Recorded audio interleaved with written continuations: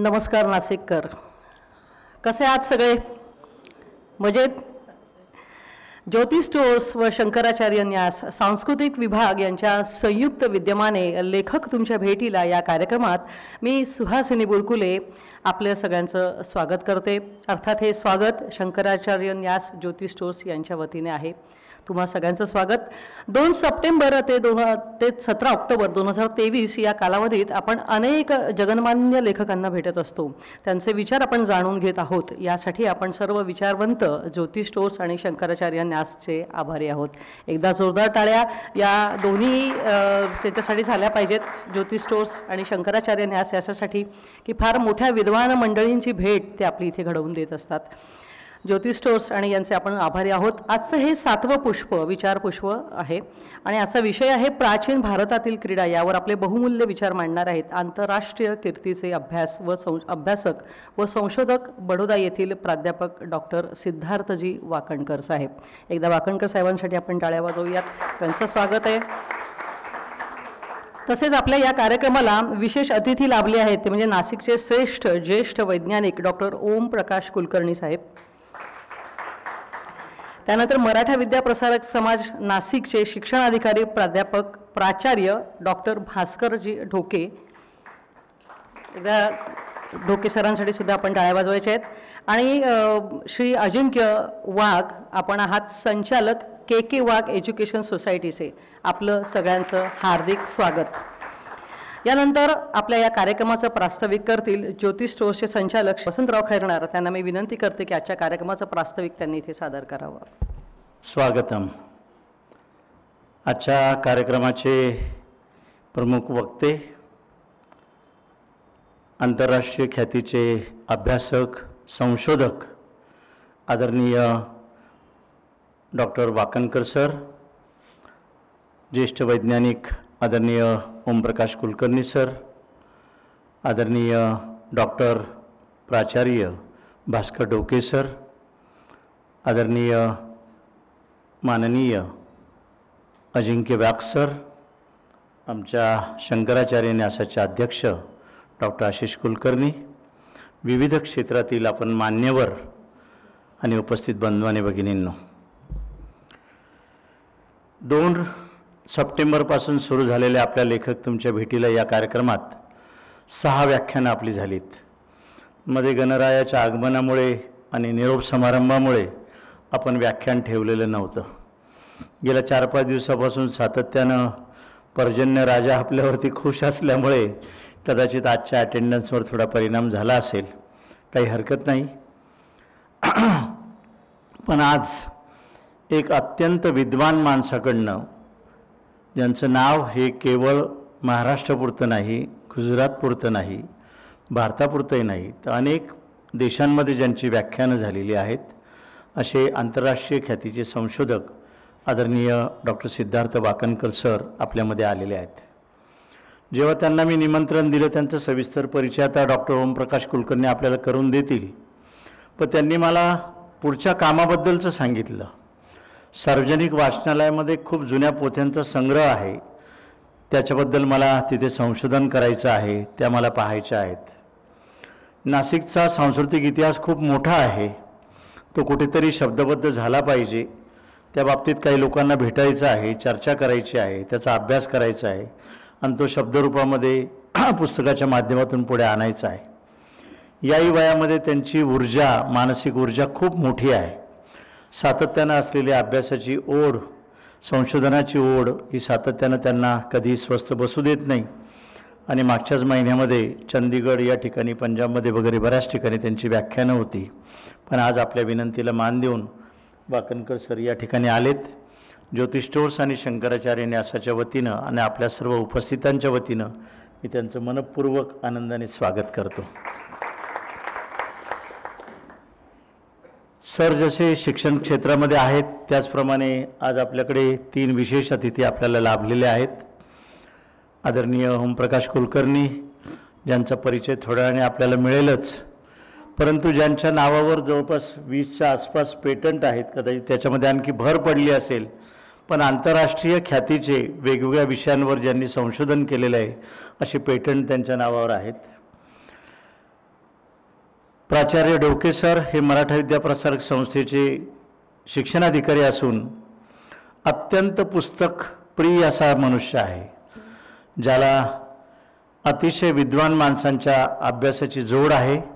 सातत्याने त्यांची विद्वानांशी अनेकांशी मैत्री आहे आणि पुस्तकामध्ये रमणारा सातत्याने हा मनुष्य आहे. या अजिंक्य वाघ, आपल्या नाशिक शहरामधली के वाघ एज्युकेशन सोसायटी,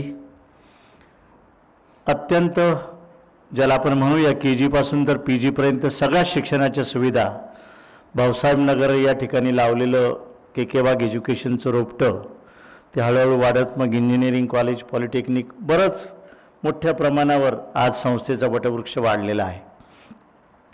आदरणीय बाळासाहेब वाघ आणि कर्मवीर काकासाहेब वाघ, त्यांच्या आजोबांकडनं आणि वडिलांकडनं हे त्यांना सगळा वारसा मिळालेला आहे आणि ही परंपरा समीर दादा वाघ आणि अजिंक्य दादा वाघ हे समर्थपणे हे पेलत आहेत. अशा या श्रेणीमध्ये आज आपण सर्वजण या व्याख्यानाला आलात, त्याबद्दल मी आपल्या सर्वांचं मनपूर्वक आनंदाने पुन्हा एकदा स्वागत करतो दोन्ही संस्थांच्या वतीनं. आणि पुढच्या आठवड्यामध्ये शुक्रवारी आता आणखी 4 पुष्प आपली गुंफायची राहिलेली आहेत. पुढच्या शुक्रवारी ज्येष्ठ कामगार नेते सोलापूरचे प्रसिद्ध आमदार माननीय श्री आडम मास्तर यांचं पुढच्या शुक्रवारी लेक्चर आहे. पुढच्या रविवारी म्हणजे 8 तारखेला डॉक्टर याज्ञिक, जे KM हॉस्पिटलच्या मधुमेह विभागाचे प्रमुख आहेत आणि जे जगभर सातत्यानं या केवळ मधुमेहावर ऑक्सफर्ड युनिव्हर्सिटी असेल, केम्ब्रिज युनिव्हर्सिटी असेल या ठिकाणी व्याख्यानाला जात असतात, सातत्यानं संशोधन करणारे डॉक्टर याज्ञिक सर आपल्यामध्ये मधुमेहाच्या विषयासंदर्भामध्ये पुढच्या रविवारी बोलायला येणार आहेत. त्याच्यानंतर त्याच्या पुढच्या शुक्रवारी 13 तारखेला महाराष्ट्रातले प्रसिद्ध चित्रकार आदरणीय सुहास बोहळकर हे आपल्याकडे हजेरी लावतील आणि फिल्म शोच्याद्वारे आपल्याला चित्रकलेची काही प्रात्यक्षिकं आणि त्याचबरोबर त्यांनी नवीन लिहिलेल्या पुस्तकाचं प्रकाशन देखील या ठिकाणी संपन्न होणार आहे. आणि 17 ऑक्टोबरला शेवटचा सांगता समारंभ या वर्षाचा आपल्या लोकसभेच्या माजी अध्यक्षा आदरणीय सुमित्राताई महाजन यांच्या व्याख्यानाने होणार आहे. सर्व याला आपण आवर्जून हजेरी लावावी. आपल्या कुटुंबीय, स्नेहीजनांना आणि मित्रवर्गांना सगळ्यांनाच हा निरोप द्यावा आणि त्यांनाही उपस्थित राहण्याबद्दल सांगावं. पुन्हा एकदा आपल्या सर्वांचं, आपल्या पाहुण्यांचं मी पुन्हा एकदा मनपूर्वक दोन्ही संस्थांच्या वतीने स्वागत करतो आणि इथे थांबतो. धन्यवाद. यानंतर प्राध्यापक डॉक्टर सिद्धार्थजी वाकणकर सरांचा आपल्याला परिचय करून देणार आहेत. ज्येष्ठ वैज्ञानिक डॉक्टर ओमप्रकाश कुलकर्णी, आणि मी त्यांना विनंती करते की सर आपण त्यांचा सत्कार आपण करूया. हा सत्कार तुमच्या आमच्या सगळ्यांच्या नाशिककरांच्या आणि समस्त विद्वजनांच्या वतीने आहे. काव्यशास्त्र विनोदेन कालो गच्छति धीमताम व्यसनेन च मूर्खानाम निद्रया कलहेन वा. अर्थात जे विद्वान माणसं असतात तो आपला वेळ काव्यशास्त्र आणि विनोदात घालवतात. त्याचप्रमाणे अतिशय विद्वान असं व्यक्तिमत्व, दोन्ही विद्वान व्यक्तिमत्व, तसेच इतरही सगळेच विद्वान व्यक्तिमत्व आणि तुम्ही सगळेजण माझ्यासमोर उपस्थित असलेले हे तुम्ही माझे रसिक श्रोतेगण, ह्या तुमच्या सगळ्यांचाच मी पुन्हा एकदा आभार मानते. 1-2 मिनटं असं सांगते की पु ल देशपांड्यांची मला इथे आठवण आली की पु ल देशपांड्यांचा व्याख्यानाचा कार्यक्रम होता आणि त्यांना विचारलं की सर सभागृहात अजून फारसं कुणी आलेलं नाही आहे. ते म्हणाले कार्यक्रम मी वेळेत सुरू करणार आहे, कारण जे 3-4 लोक आलेले आहेत ते लाखोतून आलेले आहेत आणि हे माझ्यासाठी 1 माणूस हा 1 लाखाचा आहे. तसं तुम्ही आमच्यासाठी लाख मोलाचे आहात आणि म्हणून तुमच्यासाठी जोरदार टाळ्या. एवढ्या कार्यक्रमात आलेले. तर आपण या पुढच्या कार्यक्रमाकडे वळूया. डॉक्टर ओमप्रकाश कुलकर्णी मी यांना विनंती करते की आपल्या प्रमुख पाहुण्यांचं त्यांनी स्वागत करावं. कुठलाही कार्यक्रम असला की प्रमुख अतिथी किंवा प्रमुख वक्ते यांचा परिचय करून देणं हा प्रघात असतो. परंतु काही काही व्यक्तिमत्व अशी असतात त्याच्यातली की ज्यांचा परिचय करून देणं अत्यंत अवघड असतं, जिथे शब्द अपुरे पडतात. कारण त्यांचं मोठेपण हे आपल्या मान्यतेवरती अवलंबून नसतं. सर्वसामान्यपणे मी आज सकाळी बोललो होतो की माणूस कर्माच्या फेऱ्यातनं जन्माला येतो. मृत्यू, जन्म, जन्म, मृत्यू, पुनरपि जननम, पुनरपि मरणम, पुनरपि जननी जठरे शयनम, शंकराचार्य म्हणतात तसं या चक्रात असतात. पण असे काही व्यक्तींची जीवनं आपण जेव्हा बघतो आपल्याला असं जाणवतं हे यांना या फेऱ्यात अडकणारी माणसंच नाही आहेत, पण तरीही का बरं इथे मनुष्यरूपाने आली. तर त्याचं उत्तर शोधताना एकच मनात येतं की देवाने ह्यांना काहीतरी विशिष्ट उद्देशाने पाठवलेलं आहे, की जे लोक ज्ञानापासून वंचित आहेत, ज्ञानाच्या खऱ्या स्वरूपापासून, खऱ्या अर्थापासून, खऱ्या स्पर्शापासून वंचित आहेत, अशांना त्याची जाणीव करून देणं आणि त्यांच्या जीवनाला उन्नत अवस्थेकडे घेऊन जाणं, हा ईश्वरी उद्देश साध्य करण्यासाठी परमेश्वर काही जीव निवडतो आणि त्यांना पाठवतो. आज आपल्यामध्ये असलेले जे प्रमुख व्यक्ती आहेत, डॉक्टर सिद्धार्थ वाकणकर सर, बडोद्याचे रहिवासी आहेत, आता त्यांच्याबद्दल हे शब्दशः लागू पडतं. त्यांचं जीवन जर बघितलं, त्यांचं कार्य जर बघितलं, असं जाणवतं की ते आपल्यासाठी इथे आलेले आहेत. तुकाराम महाराज म्हणतात की बुडते हे जन न देखावे डोळा. मग त्यांना मार्गदर्शन करायचं अशासाठी जसे संत आले तसे एक प्रकारचे संतच आहेत ते. आणि म्हणून अशा व्यक्ती जेव्हा येतात ना, त्या अमक्या दिवशी जन्माला आले म्हणण्यापेक्षा त्यांना अमक्या दिवशी ह्या पृथ्वी तलावर परमेश्वराने पाठवलं असं म्हणावं लागेल. आणि तो दिवस होता 16 जानेवारी 1947. शैक्षणिक झेप त्यांची जर बघितली तर संस्कृत आणि मराठी या विषयात त्यांनी मुंबई विद्यापीठातून BA पदवी 1967 साली घेतली. परिचय फार मोठा आहे, मी तो शक्यतो कमी करण्याचा प्रयत्न करणार आहे. मला जाणीव आहे की एखाद्या गडूमध्ये समुद्र भरायचा माझा केविलवाणा प्रयत्न आहे. संस्कृत आणि अर्धमागधी साधारणपणे ज्या विषयाच्या नादी कोणी लागत नाही, या विषयामध्ये त्यांनी मुंबई विद्यापीठातून MA पदवी, पदव्युत्तर पदवी, मास्टर्स 1969 साली केली. आणि पुढे संस्कृत विषयात बडोद्याचं प्रसिद्ध जे विद्यापीठ आहे, श्रीमंत सयाजीराव गायकवाडांनी स्थापन केलेलं महाराजा सयाजीराव गायकवाड विद्यापीठ बडोदा इथून 1995 साली त्यांनी विद्यावाचस्पती म्हणजे PhD केलेलं आहे. त्याच विद्यापीठाच्या स्थापन केलेल्या, स्वतः सयाजीरावांनी स्थापन केलेल्या प्राच्य विद्या मंदिर, ज्याला ओरिएंटल इन्स्टिट्यूटमध्ये त्यांनी पूर्ण वेळ डेप्युटी डायरेक्टर आणि बराच काळ डायरेक्टर म्हणून कार्यभार सांभाळलेला आहे आणि आता सेवानिवृत्त झालेले ते. Indian institute of technology Gandhinagar या ख्यातनाम संस्थेमध्ये 2013 ते 15 या काळात ते अभ्यागत प्राध्यापक. आपल्याला काही मराठी शब्द परिचित नाहीत. व्हिजिटिंग फॅकल्टी, व्हिजिटिंग प्रोफेसर अभ्यागत आहेत. मी ते सर तुम्ही जे इंग्रजीत पाठवलं त्याचं पूर्ण मराठीकरण मी केलं. प्राचीन इतिहास आणि संस्कृती केंद्र जैन विद्यापीठ बेंगलोर येथे 2011 ते 13 या काळात प्राध्यापक म्हणून त्यांनी ज्ञानदानाचं कार्य केलं. शैक्षणिक क्षेत्रात त्यांनी अनेक मानसन्मान मिळवलेले. थोडे थोडे मी सांगत जाणार आहे कारण यादी खूप मोठी आहे. संस्कृत व्याकरणावरील प्रभुत्वाच्या गौरवार्थ त्यांना 1969 साली अत्यंत सन्मानाचा समजला जाणारा श्रीधर रामकृष्ण भांडारकर पुरस्कार मिळालेला. त्याच्यानंतर कॅनेडियन जागतिक शैक्षणिक प्रतिष्ठान ओंटारिओ, कॅनडा या नामांकित संस्थेकडून 2001 साली संस्कृत अध्यापन व संशोधन क्षेत्रामध्ये उत्कृष्ट आणि उल्लेखनीय कामगिरी केल्याबद्दल, योगदान दिल्याबद्दल आंतरराष्ट्रीय रामकृष्ण संस्कृत पुरस्कार त्यांना दिला गेलेला आहे. हे अत्यंत दुर्मिळ पुरस्कार आहेत. नंतर वेदभारती, आजचं ते रेग्युलर मीटिंग होतं त्याचं रिमाइंडर. वेदभारती हैदराबाद या संस्थेकडून संस्कृतमधल्या अनोख्या आणि अलौकिक योगदानाबद्दल त्यांना त्याच्या मान्यता प्रित्यर्थ 2006 साली राष्ट्रकवी ओगेटी अच्युतराम शास्त्री संस्कृत पुरस्कार त्यांना देण्यात आलेला. आणि 2007 ते 2009 या काळात मुंबई विद्यापीठात अत्यंत मानाची समजली जाणारी प्रतिष्ठेची अशी स्प्रिंजर किंवा स्प्रिंगर म्हटलं तर त्याचे उच्चार केले जातात, ते संशोधन शिष्यवृत्ती त्यांनी प्राप्त केलेली होती. हे थोडक्यात त्यांनी केलं सांगतो.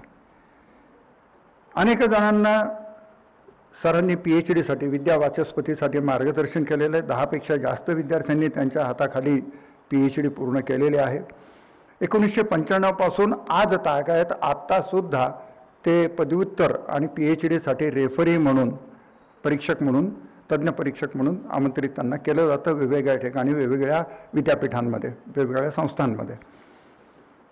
एक आदर्श शिक्षक त्यांच्यामध्ये आढळतो. मी त्यांच्या सहवासात जेव्हा असतो ना, खरोखर वाटतं की ज्ञानाच्या धबधब्याखाली बसलो की काय असं. आणि मला खरोखर ह्या रिकाम्या खुर्च्या बघितल्यानंतर वाटतं की न आलेल्या दळभद्री नाशिककरांपेक्षा या खुर्च्या भाग्यवान म्हटल्या पाहिजेत रिकाम्या असलेल्या. मुंबई आणि पुणे विद्यापीठाशी संलग्न असलेल्या BA पर्यंतच्या वर्गांना संस्कृत, अर्धमागधी आणि प्राचीन भारतीय इतिहास आणि संस्कृती याचं अध्यापन त्यांनी केलेलं आहे जून 70 ते 18 जानेवारी 77 पर्यंत. बडोदाच्या सयाजीराव विद्यापीठामध्ये MA साठी त्यांनी 82 ते 84 काळात ह्यामध्ये इंडो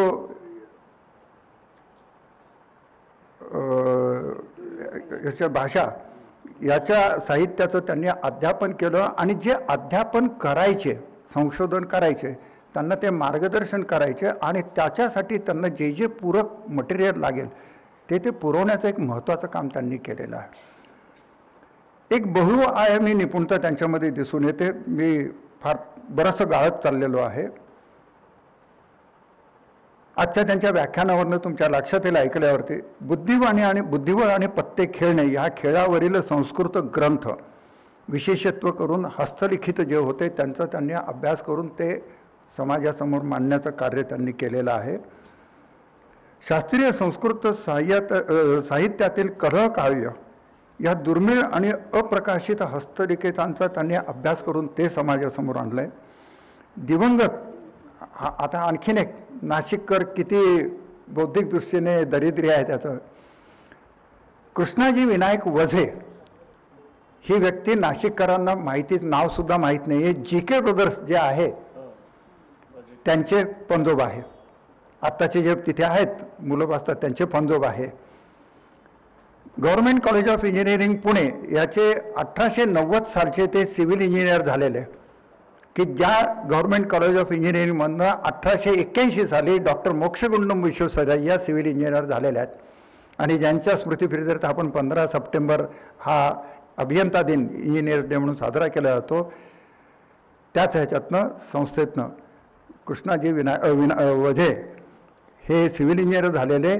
पाकिस्तानातलं सक्कर डॅम ज्याच्यावरती पाकिस्तानचं सगळं भवितव्य अवलंबून आहे ते वझे शास्त्रींचं डिझाईन आहे.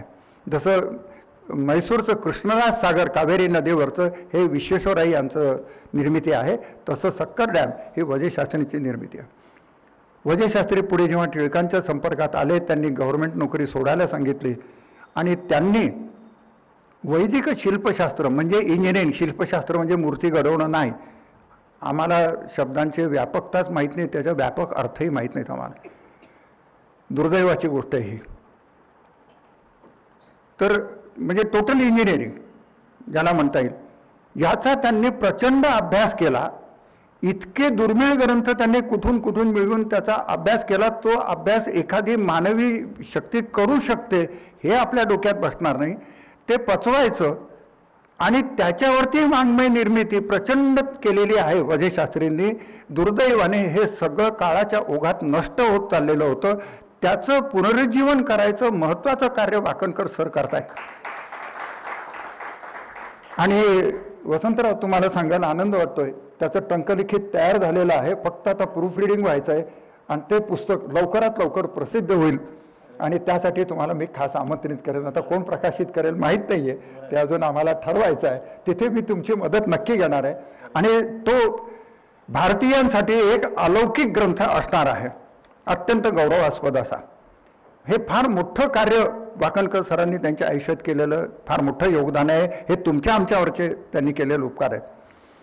अनेक संशोधनात्मक वाङ्मय आणि पुस्तकांचे जे लेखक आहेत, सगळी यादी मी वाचत नाही. आता यातलं काय वाचावं आणि काय सोडावं हा मला प्रश्न पडतोय. नाही नाही, हे सोडतो, फक्त एकच सांगतो, ह्या लोकांना कळेल असं संस्कृत साहित्यातील वाङ्मयीन रत्ने, दुर्मिळ हस्तलिखितांचा अभ्यास करून भारतीय कला प्रकाशन दिल्ली यांच्या माध्यमातून 2000 साली त्यांनी तो प्रकाशित केलेला आहे. ही त्यांची एक एक पुस्तकं आहेत. हे 9-10 पुस्तकांची म्हणजे यादी आहे, जी सगळी संशोधनात्मक आहेत. म्हणजे असं नाही की कुठून काहीतरी ह्याच्याकडून उचललं त्याच्याकडून उचललं, कॉपी पेस्ट अशा तऱ्हेचं काम नाही आहे. एक ग्रंथ रचण्यासाठी त्यांनी जे परिश्रम घेतलेले आहेत ना, ते नुसतं तुम्ही ऐकलं तरी आपल्याला भोवळेल इतके त्यांनी परिश्रम करून ही ग्रंथसंपदा निर्माण केलेली आहे. म्हणजे त्यांच्यातला संशोधक, त्यांच्यातला अभ्यासू असलेला जो व्यक्तिमत्वाचा आयाम आहे तो ह्याच्यावरनं लक्षात येतो. आणखीन एक म्हणजे आत्ताच्या यशाचे अयोध्या प्रासादाची शतप्रश्नोत्तरी, महसूल विद्यापीठ प्राच्यविद्या मालिका, प्राच्यविद्या संस्थान, MS विद्यापीठ, हे त्यांचं एक फार मोठं म्हणजे सगळंच काही ते अलौकिक आहे त्यांनी केलेलं. आणखीन काही आता त्यांचे मुद्रणाच्या प्रक्रियेत असलेले काही पुस्तकं आहेत, जवळजवळ 9-10 पुस्तकं आहेत. त्यातलं बाकीचं सगळं आता तुम्हाला काही हे करत नाही, यादी सांगत बसत नाही. म्हणजे जसं शालिहोत्र प्रणित अश्वशास्त्र, अनंत भट्टाची संस्कृत टीका, उदाहरणं आणि इंग्रजी भाषांतर त्यांनी केलेले ते मुद्रणाधीन आहे. आता विशेष करून जे उपस्थितांना माहिती आहे, TV वरती तुम्ही बघता मास्टर शेफ वगैरे, की संजीव कपूर पण तो मास्टर शेफ म्हणून मिरवतो, सगळं काही जे हे करतो ना ते भांडवल सगळं वाकणकर सरांचं आहे. हे तुम्हाला आश्चर्य वाटेल. त्यांचं जे भोजन कुतूहलम आहारशास्त्रावरचे एक दुर्मिळ पुस्तक जे आहे ते त्याने घेऊन त्याच्यात आणि तो सरांच्या समोर नतमस्तक होत असतो. म्हणजे ह्याच्यावरून तुम्ही लक्षात घ्या. पण दुर्दैव असं की हेच जर तो संजीव कपूर इथे आला असता ना, तो ओव्हरफ्लो झाला असतं. पण त्याला त्या अवस्थेपर्यंत पोहोचवणारी व्यक्ती इथे आहे, त्याची दखल आम्ही घेऊ नये. आता हे काय म्हणावं ह्याला. अनेक त्यांनी 100पेक्षा जास्त संशोधनात्मक निबंध, रिसर्च पेपर ज्याला म्हटलं जातं, ते त्यांनी प्रकाशित केलेले. अत्यंत नामांकित संशोधन पत्रिकांमध्ये, जर्नल ज्याला म्हटलं जातं, त्याच्यामध्ये त्यांनी प्रकाशित केलेलं आहे. त्याच्यामध्ये अनेक विषय आहेत. खेळ आहे, काव्य आहे, नाटक आहे, चंपू, अशा विविध विषयांचा समावेश त्याच्यामध्ये आहे. भारत आणि जर्मनीतल्या नियतकालिकांमध्ये नियमित त्यांचे वेदांत, व्याकरण, व्यवहार, कोशशास्त्र, जादूचे चौक, पाकशास्त्र म्हणजे प्राचीन भारतातील आहारशास्त्र, याच्यावरती त्यांचं लेखन प्रकाशित होत असतं. विविध ज्ञानपरिषदा आणि चर्चासत्रांमध्ये त्यांनी सहभाग घेतलेला आहे. अखिल भारतीय प्राच्यविद्या परिषद, गुजरात राज्य विद्यापीठ व महाविद्यालयीन संस्कृत शिक्षक संघाची प्रत्येकी 10-10 सत्रे व 8-8 आंतरराष्ट्रीय परिषदांमध्ये संशोधननिबंध सादर करून अभ्यासपूर्ण चर्चेत सक्रिय सहभाग त्यांनी घेऊन एक आपली छाप उमटवलेली जगामध्ये. अनेक नामांकित संस्थांशी ते संलग्न आहेत. राष्ट्रीय वाचनालय, वांद्रे, मुंबई, याच्यापासून रॉयल एशियाटिक सोसायटी, त्याच्यानंतर भांडारकर इन्स्टिट्यूट, प्राच्यविद्या पुस्तक निवड समिती, एशियाटिक सोसायटी ऑफ बॉम्बेच्या इतर समित्यांचे ते सदस्य आहेत. अखिल भारतीय प्राच्यविद्या परिषद पुणे यांचे 82 पासून ते आजीव सदस्य आहेत. गुजरात राज्य विद्यापीठ व महाविद्यालयीन संस्कृत शिक्षक संघ अहमदाबादचे त्या आजतागायत सदस्य, आजीव सभासद आहेत. शैक्षणिक समित्यांमध्ये त्यांनी खूप कार्य केलेलं आहे. दक्षिण गुजरात विद्यापीठ सुरतच्या MA भाग आणि 2 साठी त्यांनी परीक्षकांचं काम, पेपर सेटरचं काम वगैरे केलेलं आहे.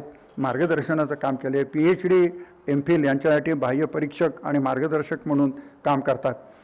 शैक्षणिक कारणासाठी त्यांनी भारताबाहेर या वझेशास्त्रींच्या लेखनाचं संग्रह करण्यासाठी पूर्वी लाहोर भारतात होतं, पण आता ते पाकिस्तानात गेलेलं आणि तिथून जे प्रकाशित व्हायचं वझेशास्त्रींचं ते पेपर, ते लेख मिळवण्यासाठी त्यांनी तिथे जाऊन परिश्रम करून परदेशातनं कुठून त्यांनी सगळं जे आता प्रकाशित होणार आहे ना, त्यांनी अत्यंत परिश्रमाने ते सगळं गोळा केलेलं आहे.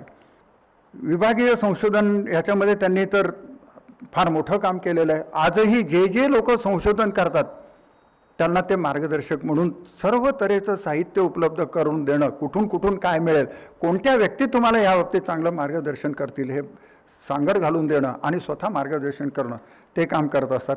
गायकवाड यांचे oriental series MS university oriental series, journal of oriental institute Baroda, स्वाध्याय इत्यादी ओरिएंटल इन्स्टिट्यूटच्या विविध प्रकाशनांच्या प्रेस कॉपीचे समीक्षक आणि संपादन करणे आणि त्यातील पुरावे दुरुस्त करणे हे अत्यंत महत्त्वाचं काम ते करत असतात. वैयक्तिक संशोधन भरपूर त्यांनी केलेलं आहे. दुर्मिळ महत्त्वाच्या अप्रकाशित विशेष करून त्याच्यावर भर देतात की जे दुर्मिळ आहे, महत्त्वाचं आहे आणि अप्रकाशित आहे ते शोधून काढायचं आणि ते समाजासमोर योग्य पद्धतीने मांडायचं, हे कार्य त्यांनी फार मोठं केलेलं आहे. परत तीही आधी खूप मोठी आहे, मला सगळं ते भराभरा पुढे जावं लागतं आहे. विद्यार्थ्यांना प्रकल्पांसाठी मार्गदर्शन करणं, संशोधन प्रकल्प वेगवेगळे राबवणं, अनेक उपलब्धी आहेत, जवळजवळ ते 20 आहेत. आता काय मी त्याच्यातला वाचू हा मला प्रश्न पडतो, त्यामुळे त्यातलं बऱ्याचशा गोष्टी मी हे करतो, गाळून टाकावं लागत आहेत मला.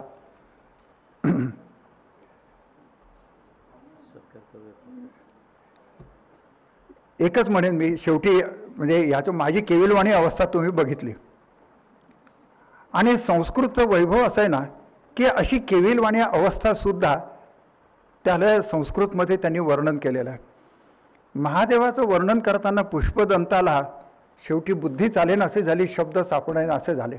म्हणून तो काय म्हणतोय की तुझी देवा महत्ता काय सांगू, असितगिरी समम स्यात् कज्जलम सिंधू पात्रे सुरतरुवरु शाखा लेखनी पत्रमुरु लिखिती यदि गृहीत्वा शारदा सर्वकाले तदपि तव गुणानाम ईश पारम न याती. परमेश्वराचं गुणाचं वर्णन करणं शक्य नाही म्हणून तो पुष्पदंत जे म्हणतोय ना, तसं मला म्हणावं असं वाटतंय की सर तुमच्या मोठेपणाचं वर्णन करण्यासाठी त्या पुष्पदंतासारखा मी सुद्धा एक असमर्थ आहे. आणि एकच म्हणेन पुढे मग तो जो पुष्पदंत म्हणतो परत त्याच्या शब्दांचा आश्रय मला घ्यावा लागतो. तव तत्त्वं न जानामि कीदृशोषी महेश्वर या दृशोषी महेश्वर तादृशाय नमो नमः. तुमचं पूर्ण रूप सर आम्हाला आकलन होणं आमच्या बुद्धीच्या, आमच्या क्षमतेच्या बाहेरचं आहे, पण तुमच्या त्या विशाल बुद्धी सरस्वती पुत्राचं जे तुमचं रूप आहे त्या रूपाला सगळ्या नाशिककरांच्या वतीनं मनोमन वंदन करतो मी. मंडळी, एका मोठ्या साहित्य रत्नाचा परिचय आपल्याला दुसऱ्या रत्नपारखींनी करून दिलेला आहे. ज्याला रत्नांची जाणीव असते असेच ते रत्नपारखी असतात, त्यांचा परिचय त्यांनी करून दिलेला आहे. आणि आपण आता पुढच्या कार्यक्रमाकडे वळणार आहोत. डॉक्टर सिद्धार्थ वाकणकर यांचा सत्कार करण्यासाठी मी ते व्यासपीठावर आलेले आहेत. डॉक्टर आशिष कुलकर्णी, आपण शंकराचार्य न्यासचे अध्यक्ष आहात. ज्योतिष स्टोरचे संचालक श्री वसंतराव खैरनार, आपण द्वैंनी या डॉक्टर वाकणकरांचा आपण सत्कार करूया. अर्थात हा सत्कार नाशिककर आपल्या सगळ्यांच्या वतीने असणार आहे.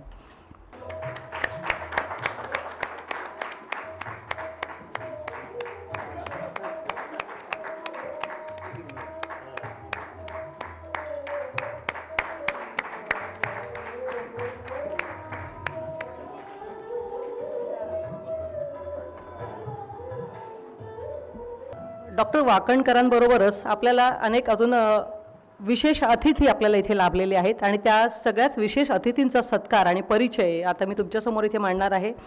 सर्वप्रथम नुकतेच आपल्या सगळ्यांच्या भेटीला येऊन गेलेले आणि फार मोठा परिचय अगदी थोडक्या शब्दात मांडणारे असे आपले डॉक्टर ओमप्रकाश कुलकर्णी यांचा परिचय मी तुमच्या सगळ्यांसमोर सांगते. खरं तर सरांचा परिचय नाशिककरांना देणं म्हणजे हातच्या कंकणाला आरसा दाखवण्यासारखं आहे, पण काही तरुण मंडळ इथे दिसत आहेत, काही अभ्यासक इथे मला दिसत आहेत आणि त्या अभ्यासकांच्या माहितीसाठी म्हणून हा परिचय आपल्या सगळ्यांसमोर मी मांडते.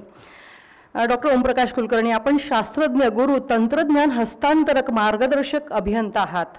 पूर्वज आपले संतश्रेष्ठ ज्ञानेश्वर माऊलींचे आपण काका आहात. एकदा जोरदार टाळ्या त्या ज्ञानेश्वर माऊलींसाठी ज्यांचे आपण पूर्वज आहात. अमेरिका नॅशनल स्पेस सोसायटीचे अँबॅसेडर आहात. आपण मध्य प्रदेशच्या मुख्यमंत्र्यांचे अपारंपरिक ऊर्जा विषयक आपण सल्लागार आहात. माजी राष्ट्रपती, प्रक्षेपास्त्र शास्त्रज्ञ APJ अब्दुल कलाम साहेबांसोबत आपण nano carbon fire solar technology परियोजनेचे प्रमुख म्हणून काम केलेलं आहे. जगातील पहिल्या सौर उष्णतेवर आधारित वातानुकूलित तंत्रज्ञानाचा शोध लावणारे जगप्रसिद्ध शास्त्रज्ञ आपण आहात डॉक्टर ओम प्रकाश कुलकर्णी. एकदा जोरदार टाळ्या त्यांच्यासाठी होऊन जाऊ द्यात. हे सगळ्यात मोठं जगातलं पहिलं तंत्रज्ञान आहे जे सौर ऊर्जेवर त्यांनी AC बनवलं आहे, एअर कंडिशन बनवलेलं आहे. हे तंत्रज्ञान त्यांनी स्वतः विकसित केलेलं आहे, अर्थात ते जगन्मान्य आहे. नंतर आपल्याकडे जवळजवळ 19 ते 20 पेटंट आपल्या नावावर आहेत. जगातील 10 तरुण शास्त्रज्ञांपैकी सर्वोत्कृष्ट शास्त्रज्ञ जे भारतात एकमेव आहेत असा स्टॉकहोम पुरस्कार आपल्याला मिळालेला आहे. आंतरराष्ट्रीय युरोप गुणवत्ता पुरस्कार, सर्वोत्कृष्ट अभियंता पुरस्कार इंडिया देशाच्या वतीने देशातील उल्लेखनीय वैज्ञानिक योगदानाबद्दल आपल्याला 2 वेळा राष्ट्रीय पुरस्कार मिळालेला आहे. असे अनेक पुरस्कार आपल्याला प्राप्त झालेले आहेत. नाशिक स्थित वैज्ञानिक डॉक्टर ओमप्रकाश कुलकर्णी आता हा सत्कार स्वीकारतील आणि आपल्या सगळ्यांच्या वतीने हा सत्कार करतील. आपले प्रमुख पाहुणे डॉक्टर सिद्धार्थजी वाकणकर, त्यांना मी विनंती करते की त्यांनी हा सत्कार करावा. मंडळी, आता मात्र तुमच्याकडनं जोरदार टाळ्यांची अपेक्षा आहे.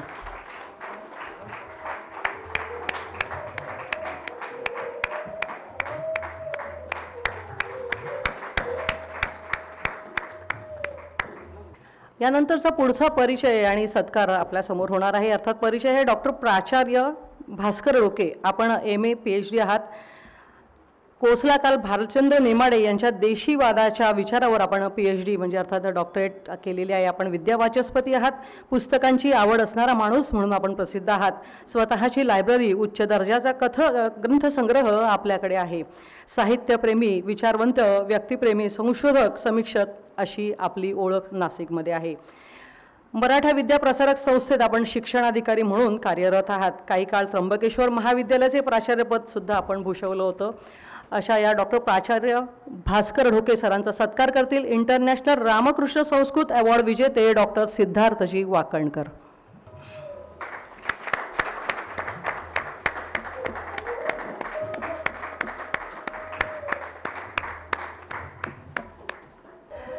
यानंतरचे आपले सत्कारार्थी आहेत श्री अजिंक्य वाहक. आपण संचालक आहात KK वाघ एज्युकेशन नाशिक सोसायटीचे. सर, आपण BA मेकॅनिकल आहात. नाशिकचे प्रथम पसंतीचे जे इंजिनिअरिंग कॉलेज आहे, विद्यार्थ्यांच्या प्रथम पसंतीचं जे KK वाघ इंजिनिअरिंग कॉलेज आहे, त्या कॉलेजचे आपण संचालक आहात. 55 युनिट्स या संस्थेचे जवळपास 22,000पेक्षा जास्त विद्यार्थी पदवी घेऊन समाजात आपले मानाचं स्थान मिळवत आहेत. 2200 लोकांचा स्टाफ असून इंजिनिअरिंग, फार्मसी, ॲग्रिकल्चर, पॉलिटेक्निक अशा प्रकारचे विभाग या कॉलेजात आहेत. Biotechnology, food technology, agriculture, business management आणि हॉर्टिकल्चर यांसारखे शेतीविषयक अद्ययावत ज्ञानाचे प्रमुख विभाग फक्त आणि फक्त KK वाघ इंजिनिअरिंग कॉलेज नाशिक येथेच आहे. याच्यासाठी एकदा जोरदार टाळ्या पाहिजे. संपूर्णपणे शेतीविषयक तंत्रज्ञानासाठी वाहून घेतलेलं असं हे कॉलेज, म्हणून या कॉलेजची स्वतःची एक वेगळी ओळख आहे. शेतीविषयक ज्ञानाचा प्रमुख विभाग फक्त या कॉलेजात असल्यामुळे निसर्गाचा परिपूर्ण वापर करून सहज सोप्या पद्धतीने व उपलब्ध साधन सामुग्रीच्या सहाय्याने विद्यार्थ्यास प्रगत शेती कशी करावी आणि त्यांना प्रोत्साहित करणं हा या संस्थेचा मूळ उद्देश आहे.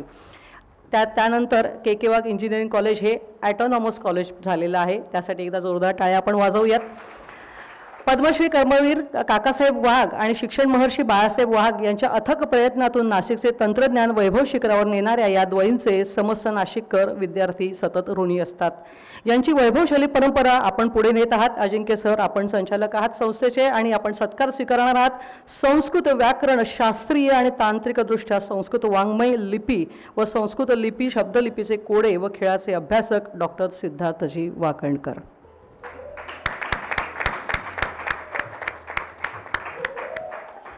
तर मंडळी, अशा पद्धतीने आपण आपल्याकडे आलेल्या या विशेष अतिथींचं स्वागत, सत्कार, त्यांचा परिचय नुकताच आपण सगळ्यांनी ऐकलेला आहे. यानंतर ज्या कार्यक्रमाची आपण अत्यंत आतुरतेने वाट पाहत आहोत अशा या कार्यक्रमाकडे आपण वळत आहोत. अर्थात कार्यक्रम आहे मनोगताचा. प्राचीन भारतातील क्रीडा या विषयावर आपले मनोगत व्यक्त करण्यासाठी मी इथे पाचारण करते प्राध्यापक डॉक्टर सिद्धार्थजी वाकणकर साहेबांना. आपल्यामध्ये आज आपल्या KK वाघ एज्युकेशन सोसायटीचे chief accounts and finance officer आदरणीय जोशी साहेब आलेले आहेत. विविध कारखान्यांमधून चीफ अकाउंट्स अँड फायनान्स ऑफिसरचा प्रचंड असा अनुभव घेऊन या एज्युकेशन संस्थेचा सर्व आर्थिक भार आदरणीय जोशी सर पाहत आहेत. मी दोन्ही संस्थांच्या वतीने त्यांचं इथे स्वागत करतो आणि आगाशे सरांना विनंती करतो की त्यांनी आपल्या संस्थेच्या वतीनं जोशी सरांचा या ठिकाणी सत्कार करावा.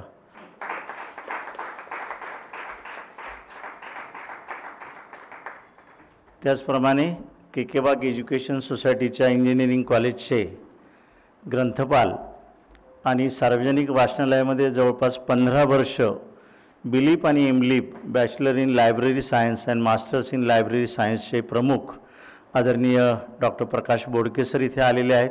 त्यांचे मी दोन्ही संस्थांच्या वतीने स्वागत करतो. सर जरा पुढे या आणि डॉक्टर आशिष कुलकर्णी यांना विनंती करतो की त्यांनी बोडके सरांचं या ठिकाणी अभिनंदन करावं.